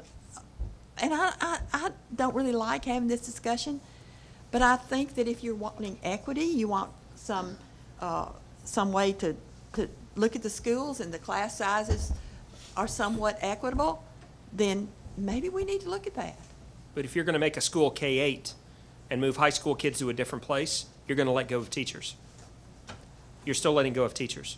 You still have to maintain that building because it's still a K-8 building. So Yeah, you still have electricity, you Well, still let's have send 'em natural on with gas. me. And you want to shut down a school in 2 weeks? I'm moving. And another thing, if you would indulge me for just a second, Sure. and Mr. Wolliver, please let me know if I'm out of line, please. But to bring the names of the people that we would be furloughing to the board would be a violation of privacy rights. Names, I want position. You want positions, I'm just saying. but positions could be tied to names though, by looking up on the website, I'm for taking a example, if math you will. position here. Because- They're going to lose a English position here. They may lose a CTE position here. I'm just talking positions. I don't want to know names. Okay, because the board establishes the budget, and then you task me Sure, with reducing or furloughing, so But I just you- wanted to make sure you didn't want me to bring names to the board. No. But Okay. you want us to approve it, and I'm just. Yes, ma'am. I need more information. And let's be clear, I'm not in favor of closing any of these rural schools. I think they're great, but I think we have reached a point in our economy and what we can do in the schools as to what we can afford, and you're looking at it right here. Heating, maintenance, teachers, all that. Next year, I guarantee you, when we open those 2 new schools in Spring Hill, we're gonna have to look at it. Well, and this is, and just to kind of let you guys know, if we continue at where we're at, with an additional $2.5 million of property tax revenue not coming in and moving to fund, we can't balance this with fund balance because we're missing $2.5 million in sales, in property tax revenue. Because we're building schools in Battle Creek with that money now. So we're not able to balance our budgets. So this is going to be a compounding problem moving forward because next year, when we open the 2 Battle Creek schools, we're going to have to hire 2 librarians, 2 guidance counselors, 2 assistant principals. We're also probably going to have additional increases in medical, dental, and retirement. We still have the step raises. So we're looking at a compounding issue moving forward without additional revenue being given to us. So this issue is not a singular 2018, 2019 issue. This is not a this year issue. We were able to, this was actually a 17, 18 year issue, but we were able to fix it with fund balance at $4.6 million. But shouldn't we have been looking at this in January if we saw the storm coming? And didn't we wait till the last minute? We're using 4.5 million out of fund balance. For last year, yes, ma'am. So we elected to go to the county commission to fund the budget that we needed to move the school system forward. And this board agreed. Dr. Marzak carried forward a $115 million budget. And I believe, I feel, I sold the heck out of that thing. And they said no. We came back, we met, we realized we needed to cut 5.2. We actually needed to cut 8. And now here we are. So the question is do we go back to the commission and see what happens? Even though you sat there, Mr. Beaver was there, Mr. Pennings was there. You did a good job. I saw Mr. Burkhalter. You did a good job. Thank you, ma'am. I appreciate that. Thank you. You know, I'll be honest with you, you're the only person to tell me that. Nobody else has told me that. I appreciate that. No, I'm sorry. Mr. Pennings, you did tell me you did a good job. I'm sorry, sir. I apologize. You're the second person to tell me that. Mr. Burkhalter, I thought was going to have a heart attack. He turned beet red. I was worried about him standing up there presenting. But the question is do we take this as it is, or do we go back to the county commission and ask for increased funding on July 19th? We have to come to them on 19th with a budget. They've asked us to come back on July 19th with a budget. So I'm asking you guys to give me direction. Tell me what you want me to do. My recommendation sits in front of you. As painful and as disgusting as it is, this is my recommendation. Tell me what you want me to do, please. Thank you, Madam Chair. Well, I recommend that we go back with the budget we presented before, with the footnotes that you know, that we may be forced to look at some of our unit schools. We're going to be forced to look at employee cuts, and all these things are going to be detrimental to our educational system for our students. And so they either need to provide the funding, adequate funding, or expect that, by law, we have to come up with some sort of balanced budget. And to reach that balanced budget, we're going to have to make cuts that none of them are going to want. Mr. Dudley, I'm sorry. Thank you. Mr. Dudley, thank you. Can I recommend that we go back to the county commission of a budget of $108,524,579? Because that's the budget that we need moving forward. We've been able to remove the $4 million because they're giving additional money for EMG. So Mr. Breeden has removed that from the budget. There are some other things that we would love to fund in the budget for next year, but they're not critical, but they're things that we do need to look at moving forward. But if we could do a budget of $108,524,579, that would move us forward as a system.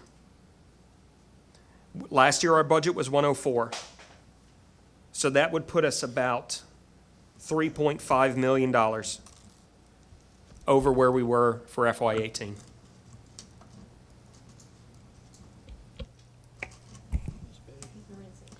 Would that include the teacher's raise? Yes, ma'am. Okay, and how much was that for teacher's raise? 1,386,648, and that's a 2% raise across the board. That's Okay. classified and certified. Right. And that would include the step raises? Yes, ma'am. How much is that? Step raises are about 675,449, and the benefits equaled about 118,592. In addition to the 675? So it's 7 something. It's about 700 something. Yes, ma'am. Okay. Thank And additional, was it additional insurance benefits? Retirement, health, and dental went up. So yes, that would include that. Now those are currently still in the budget right now.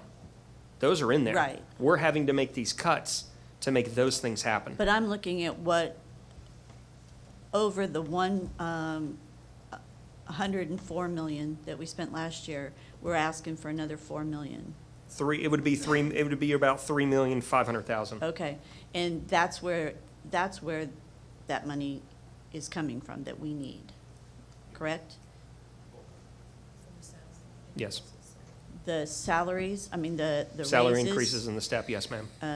the step raises, the insurance and benefits, That alone is $2,132,000. insurance and benefits, And step raises, yes, ma'am. okay. So we're, with those two items, insurance benefits, step raises, well, 3 items, and the 2%, that's pretty close to the 4 million that we're asking them for. Now remember, our budget originally was around 99 million to 100 million. Remember that last year we pulled about $2.8 million out of fund balance to balance the budget. We spent about 1.7 in Keys funding. So you have to add that in as well, which is what we called the previous contract commitments, which is about 1.338. So you actually have to add that in as well. So we're looking at 1.338 for previous commitments, 1.386 for the raise, and $2.13 million for the insurance increases. So but that's the 4 million that we're asking for, 2, 3, 4. huh? Essentially. It's Pretty the close bulk of to it, yes, ma'am. Okay. And I just think that we have to make that clear Okay. to the commissioners. Yes, that ma'am. We don't have any more wiggle room. Well, this is our wiggle room. Right, and that's something that we don't want to do. No, ma'am. What would be your thoughts on, other than the teacher reduction, the big items that we were talking about, and the sick pay, removing sick pay and removing the 45% paid for family? Yes, ma'am. What if we took these reductions and went ahead and did those reductions to the budget and kept those 3 items in there? Where would we be with that? Does it make sense? Sorry. That's 106? Okay. Now, something the county commissioners talked about. We're talking about an overall master budget that's a combination of state funds, property tax, sales tax. The county commission gives us about $36 million a year-ish, 30 million, 36 million, something around there. So when we talk about an increase of $6 million, they're looking at it as, oh, that's a 20% increase over what we gave you last year. They're looking at percentage increases, and I think that's why Mr. Burkhalter almost had a heart attack on the stand, because when we went for 115 million, and that's $15 million more than what we had asked in the previous year, he was doing the math, and he was like, that's a 60% increase. We can't go 60%, and that's when he started to, get red. So just know that they're going to look at that, and that's going to be their justification, and we have to talk them through that.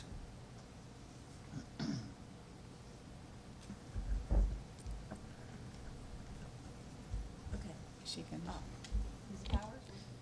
So I'm confused on this. So we're talking about presenting a budget to the county commission asking for 104 million, correct? So there is an increase, but it's dramatically reduced from what we went to with 115, correct?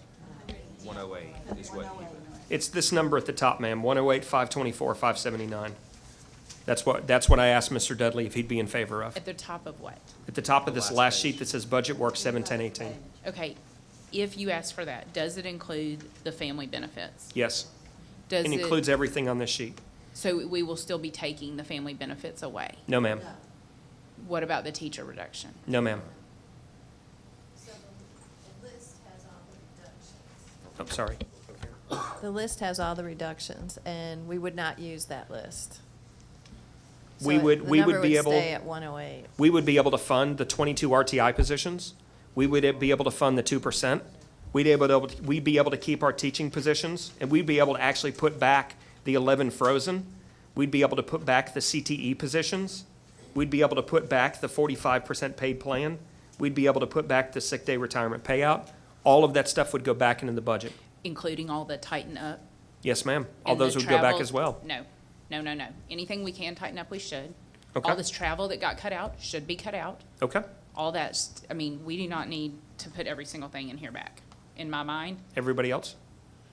He has a figure of putting, And I still have a Let him question. speak I was first. clarifying Okay. to that, but I still have a question. we had, I think Mr. Moore had figured it, putting back in the teaching positions, the family medical, and the retirement payout, but without these other things, correct? Just those 3 items. Just those 3 items, and his total was 106, 786, 192. That's what I would favor. Did you add back in the 3 vocational at 71,300?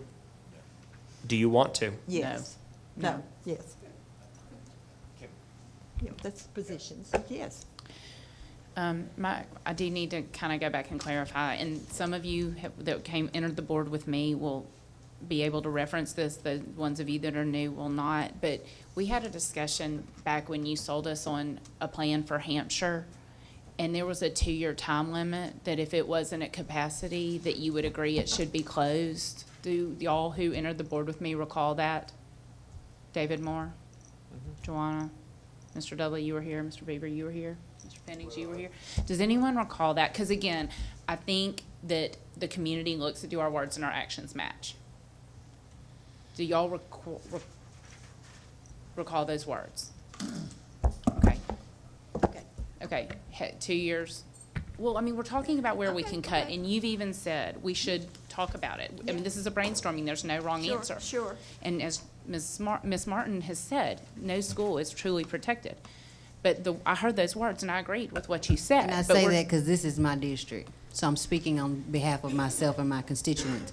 I would be remiss if I didn't say that. We've only took schools away from this district, so we need to own that. As Mary County Public Schools, you've only taken away 2 schools in the history of us, and it's been right here in District 3. That is the ugliest thing in the world. Okay, well, let's own our words and our commitment from when I mean, there was a proposal that for 2 years, if in 2 years Hampshire didn't maximize capacity, that you would agree it should be closed. So I just need to speak to this, because it's been 2 years. I never said I agreed it should be closed. What I said is we should look at it. If it's not at capacity and the program's not working, then we should look at it. Is it at capacity? Dr. Woodard, what's our capacity at Hampshire? Oh, Lord. I am not certain. Right now, enrollment at Hampshire is about 407 or so. It will definitely hold more than that. We know that. One of the issues at Hampshire is that the majority of the students that come in there are out of zone. We know that also. You have more than 100 plus that are out of zone. So if you take that factor out, the enrollment is pretty small. Okay, I just have to say for the record that there are an awful lot of kids sitting in very crowded classrooms at our Whitthorne, at Central, and many other schools. But I agreed to that deal. And now we are at the end of the 2 years, and I think to not revisit it isn't making our words and our actions consistent. Mr. Pennings. Well, I'll agree with Joanna. I sat on a committee that was started 3 years ago to see what can be done with this 5 years ago, to decide what could be done with this school. And recommendations were made, people gave their time, and they went out the window. And it's been brought up, and Tommy can attest to that, brought up before, at least in the 10 years I've been on here. Maybe it's time we talk about closing, nobody lynch me, closing Santa Fe or closing Hampshire. And because you're not only talking about the teacher positions at those schools, you're talking about transportation, you're talking about maintenance of the building and everything, so. And probably is time, and no, we can't do it in 2 weeks, I understand that. But maybe it is time for this board to sit down and get, like, say, the total operating expense for Hampshire, the total operating expense for Santa Fe, compared to the number of students, and see if it is economically worthwhile to keep those schools open, or if it's better economically to close those schools. I think it's time for that decision. But on the other hand, I'm in favor of giving the county commission the budget of $108,524,579 and see what happens. We've been at this for a while. Can we take a 10-minute break? Or did you want to say something? Just real quick, first? if you don't Okay, sure.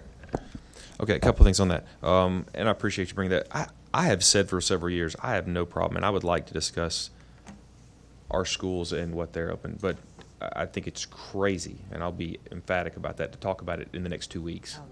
So, that said, I just want to make sure we're all on the same page on that. No, absolutely. Talk about impacting kids. No. But that said, and to go back to one thing on the number, when we talked about the 106, I was just throwing that number out there to let people know what that was. I struggle with using that as a number. I know, Ms. Kinzer, that's what you're looking at, is the 106 million.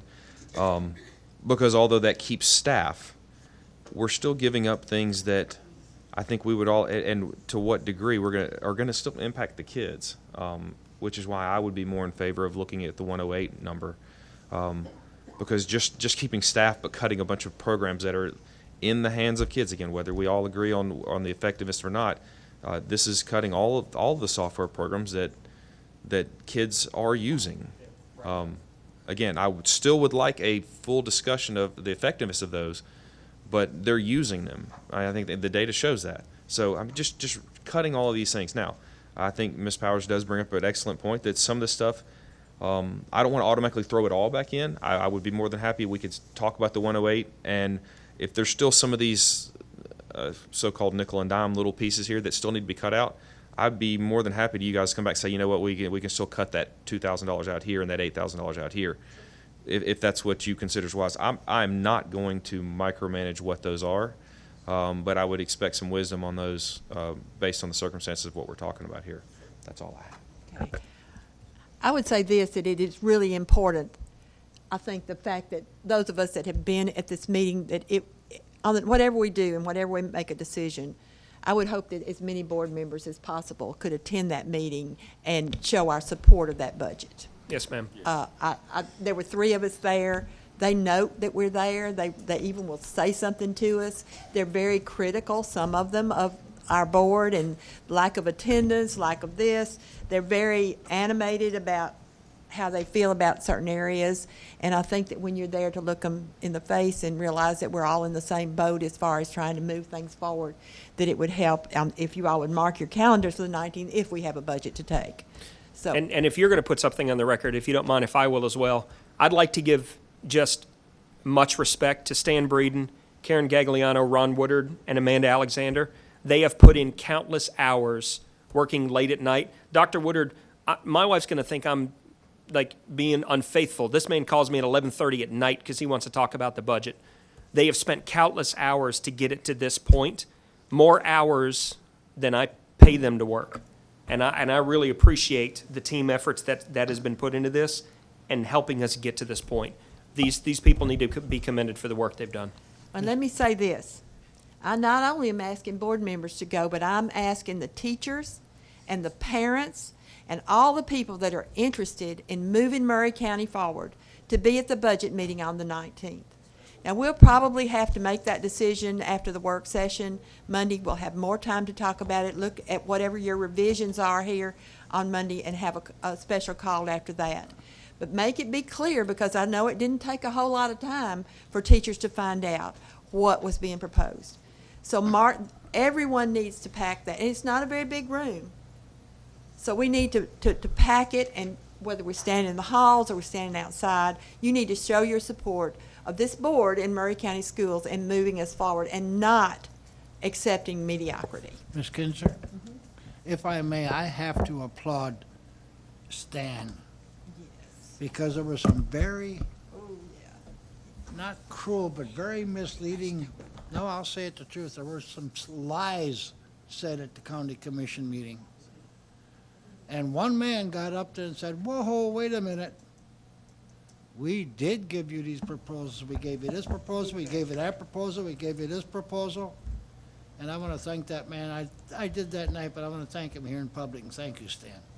I emailed him the next day and said, note to self, don't get Stan upset. He did great. We wanted to do the wave in the back room. So, but anyway, I really think if it's the consensus of those here that, number one, we are going to keep the teaching positions and the things we talked about, the retirement benefit, the health and benefit, and that you're going to look, and maybe the vocational positions as well. And you'll look over these itemized things, and those things may be small things, but they'll add up to bigger things. So I would hope that we'll have some kind of revised total that we can look at on the work session. And if there's any more, I know, Mr. Dudley, I'll give you a chance, but I would think that, well, Mr. Dudley. Thank you, Madam Chair. Well, I think we can continue looking for ways that we can cut without harming the students. But at the same time, we probably do need to continue looking and seeing if we can do some right sizing, especially in the schools where we're such a large number above of what everybody else is able to do it with. Bill, I have one more thing.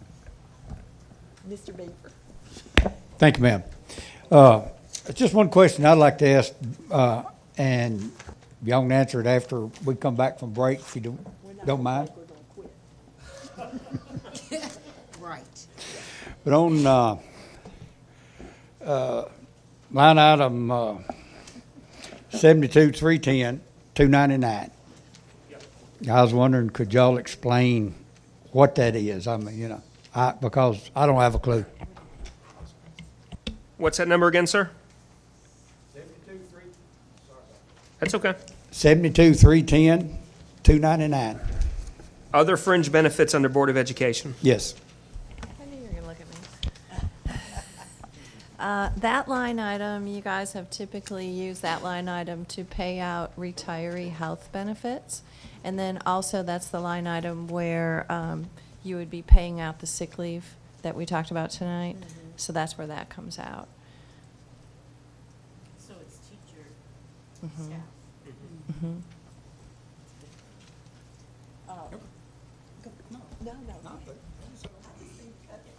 Well, there's some big increases in some of those. Do you want to go to any other ones? Like the trustees commission. I hate that one. Yeah, we don't we have got to a pay choice them. about We got to that. pay them more money to handle our money. Well, we don't have any choice about that. No, sir, we don't. Nothing No. we can do about that. Did you want to look at any of the other Well, ones? I think what Mr. Gagliano said there, the unemployment compensation, but it's the same thing. Yes, sir. Yeah, and so that's all I had on that. Gotcha. But I still like to get teachers and this, okay. Ms. Martin. Anytime I hear the word vocational or CTE, I get all excited. So if we could definitely try to hold on to that. I know Ms. Kinzer said the word maybe. We're going to let that word go and say hold on to that with the vocational.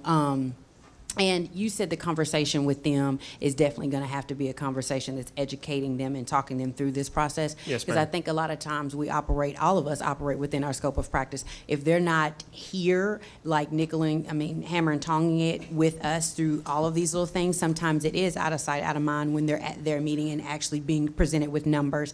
So I really hope that you would continue that quest to verbalize those things and be able to walk somebody through visually how this change has occurred and how the need for increase in funds it's mandatory. It's not even an option at this point. Nothing stays the same. I mean, and the dollar menus have changed, and they're still called the dollar menus. Nothing stays the same. We can't go buy anything now that costs the same as it did last year. So we need to make that point. And as Ms. Kinzer said, all of us need to really take on the task of like old country folks do when it's time to have a homecoming at church. We got to invite folks out. You know, we really have to tell people to come, because if we can pack this house for any issue that is relevant to a particular group of people, we can still do that same thing. Those county commissioners are representing all of us individually as well as their constituents in those areas. So, you know, we've over our tenure here, we've packed the house on several hot topics here. So we should definitely do the same thing there and invite those people out and let them know exactly how important it is. Sometimes people sit at home and they don't understand the importance of that. And again, hindsight. And so they're just looking at numbers. Thanks. One more point, and then I'll let you have it. And I think we'll just leave this to you for the work session. I want to make it clear that at no point do I think we could close any schools before this school year. Thank you, ma'am. Absolutely, that would just be as detrimental educationally as, I don't think anybody's thinking about that. But I've always felt like when you open these two new schools, you're going to have to move some teachers somewhere. We will. And so that's the time that I'm afraid we're going to have to look at and make some tough choices. So, I'm sorry, ma'am. Sorry, I'm excited because I have a number here I'd like to ask your opinion on. So what I'm looking at with this cut sheet is I'm looking at adding back the sick day retirement payout, the 45% paid plan, the diploma lease, the 3 vocational teachers, the 56 positions, and the RTI positions. That gives me a number of $108,063,038. That also includes the 2% raise. I took the 101,755 and I added in those 1, 2, 3, 4, 5, 6 things that I told you. That gets us to $108,063,038. Yes, ma'am. That's going to change the amount if you put the 56 positions back in. That will change the 2% amount. Yes, ma'am. That 2% will go back to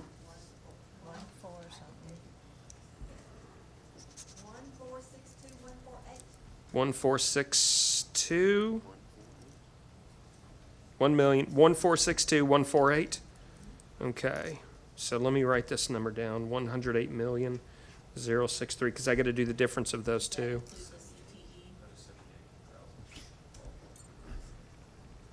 Yeah, so 1,462,148 minus 1,386,648. That's adding in $75,500. So that means the new number is, that means $108,138,538. That's the new number, if you're acceptable with that. Which is all of the other tightening up cuts and reductions minus 1, 2, 3, 4, 5, 6.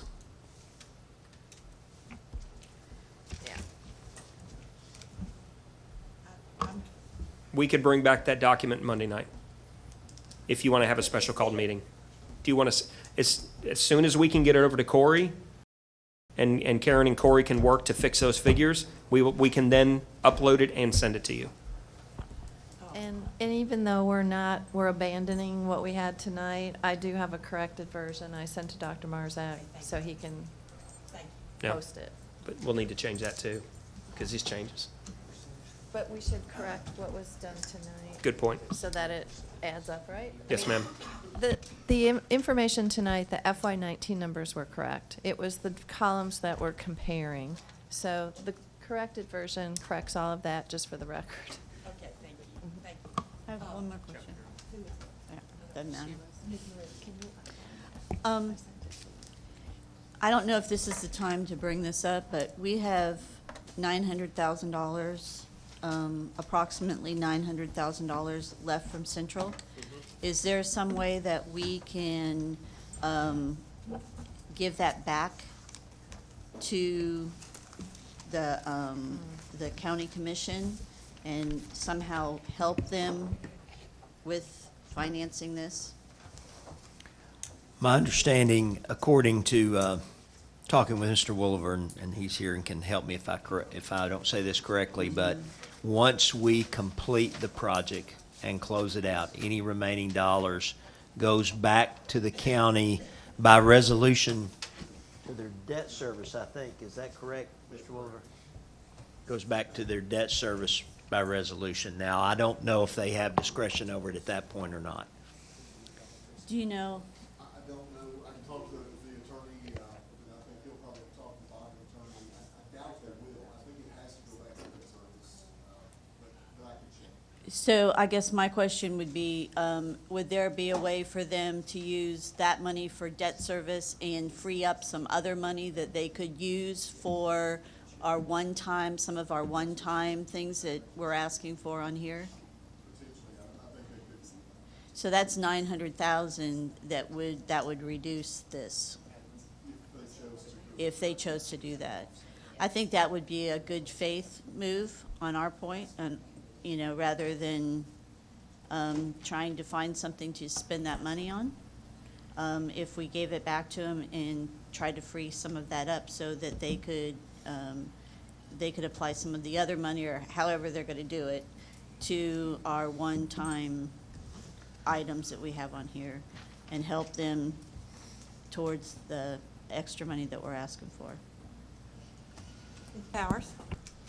Just for the record, when it was proposed to the board and we voted on giving a raise to Amanda Alexander, it was combined with Tommy, and we voted that down, we spoke. So I'm opposed to it being slid in here. It is not my place, but I will speak to my opinion on that. So there it is for the record.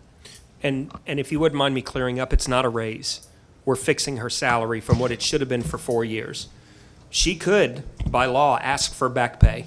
She hasn't. She said, you know what, let's just fix it from here moving forward. So this money has actually been owed to her for over 4 years. What is it based on, Dr. Marzak? Administrative salary schedule. I thought that was for licensed and certified teachers. It also follows with certain central office salaries as well. I couldn't find anything in the administrative handbook. We can get that information to you. I would appreciate it. So, Thank you. So there's no one here that's, excuse me, I just have a question. Is there anyone in our, on our payroll that is not in line with the salary schedule? Is there anyone that's over our salary schedule? I can get you that information. I would like it. Sure. So wait, there are people that are over our salary schedule, and yet we are obligated to live by the salary schedule? I will get that information and get it to you. I don't know offhand. The only one that I know of is this one and one other one we've discussed. That's the only two that I know of. We'll have to look at that. I don't know. Okay, for transparency, we need to know that. I will get you that information. I have one more thing. Okay, yes. For the number that we're quoting there, I have a couple of budget amendments on my desk that I was holding for the work session, depending on what happened tonight. If we had to go back and rework the budget, I'd like to add them into the budget so they're not budget amendments on your board meeting. They become part of the budget. They won't affect the bottom line in that they are self-funded, so revenue and expenditure will offset, but the number will go up a little bit. But both So- will go up, revenue and expenditure. Yes. Yes, ma'am. Yeah, so if, I just wanted to find out if I could do that to just clean it up. Yes. Oh, Just Stay in the one main. thing, Ms. Kinzer, this is the second work session I have forgotten to mention that at some point, you all will need to readdress the capital outlay budget. That was rejected by what was submitted to the county commission budget. They sent back an alternate proposal, which we've listed for you, but at some point, the board would have to discuss and accept that or vote to send that back to so I just don't want to lose that. That has to be part of whatever we send to them, and I assume everybody's seen that, and it's pretty much in line what we had said, and it's pretty much in line with what the commission had said they would fund. Is there anything about that, looking at it, that you all object to or would feel needed to be changed at this work session? Since I'm sorry, we really needed to address it, but it would be part of any thing we would send forward. I think, and the way you worded it was just right as far as looking into McDowell and all that sort of thing. So I think it's something that they had asked for, and I think it was fine. But any comments? And I apologize if I don't see you or give you enough time to think, but I do think it was a good meeting that we voiced our concerns, and hopefully we can move forward. Just one more thing, just in a change in how we're doing the budget. Another thing you're going to see on your work session are some approval requests for like special projects budget. Normally the process and procedure has been that when the grants come in, then your budget is amended to include them. But what I'd like to do is have the budgets estimated up front and approved, and then when the actual numbers come in, we can adjust them if we need to. So you're going to see those approvals coming up for those, for like special ed and CTE and some different things, which you haven't seen before. But it'll just give them an operating budget to start with, and you won't see budget amendments then. Anything else? Then we are adjourned.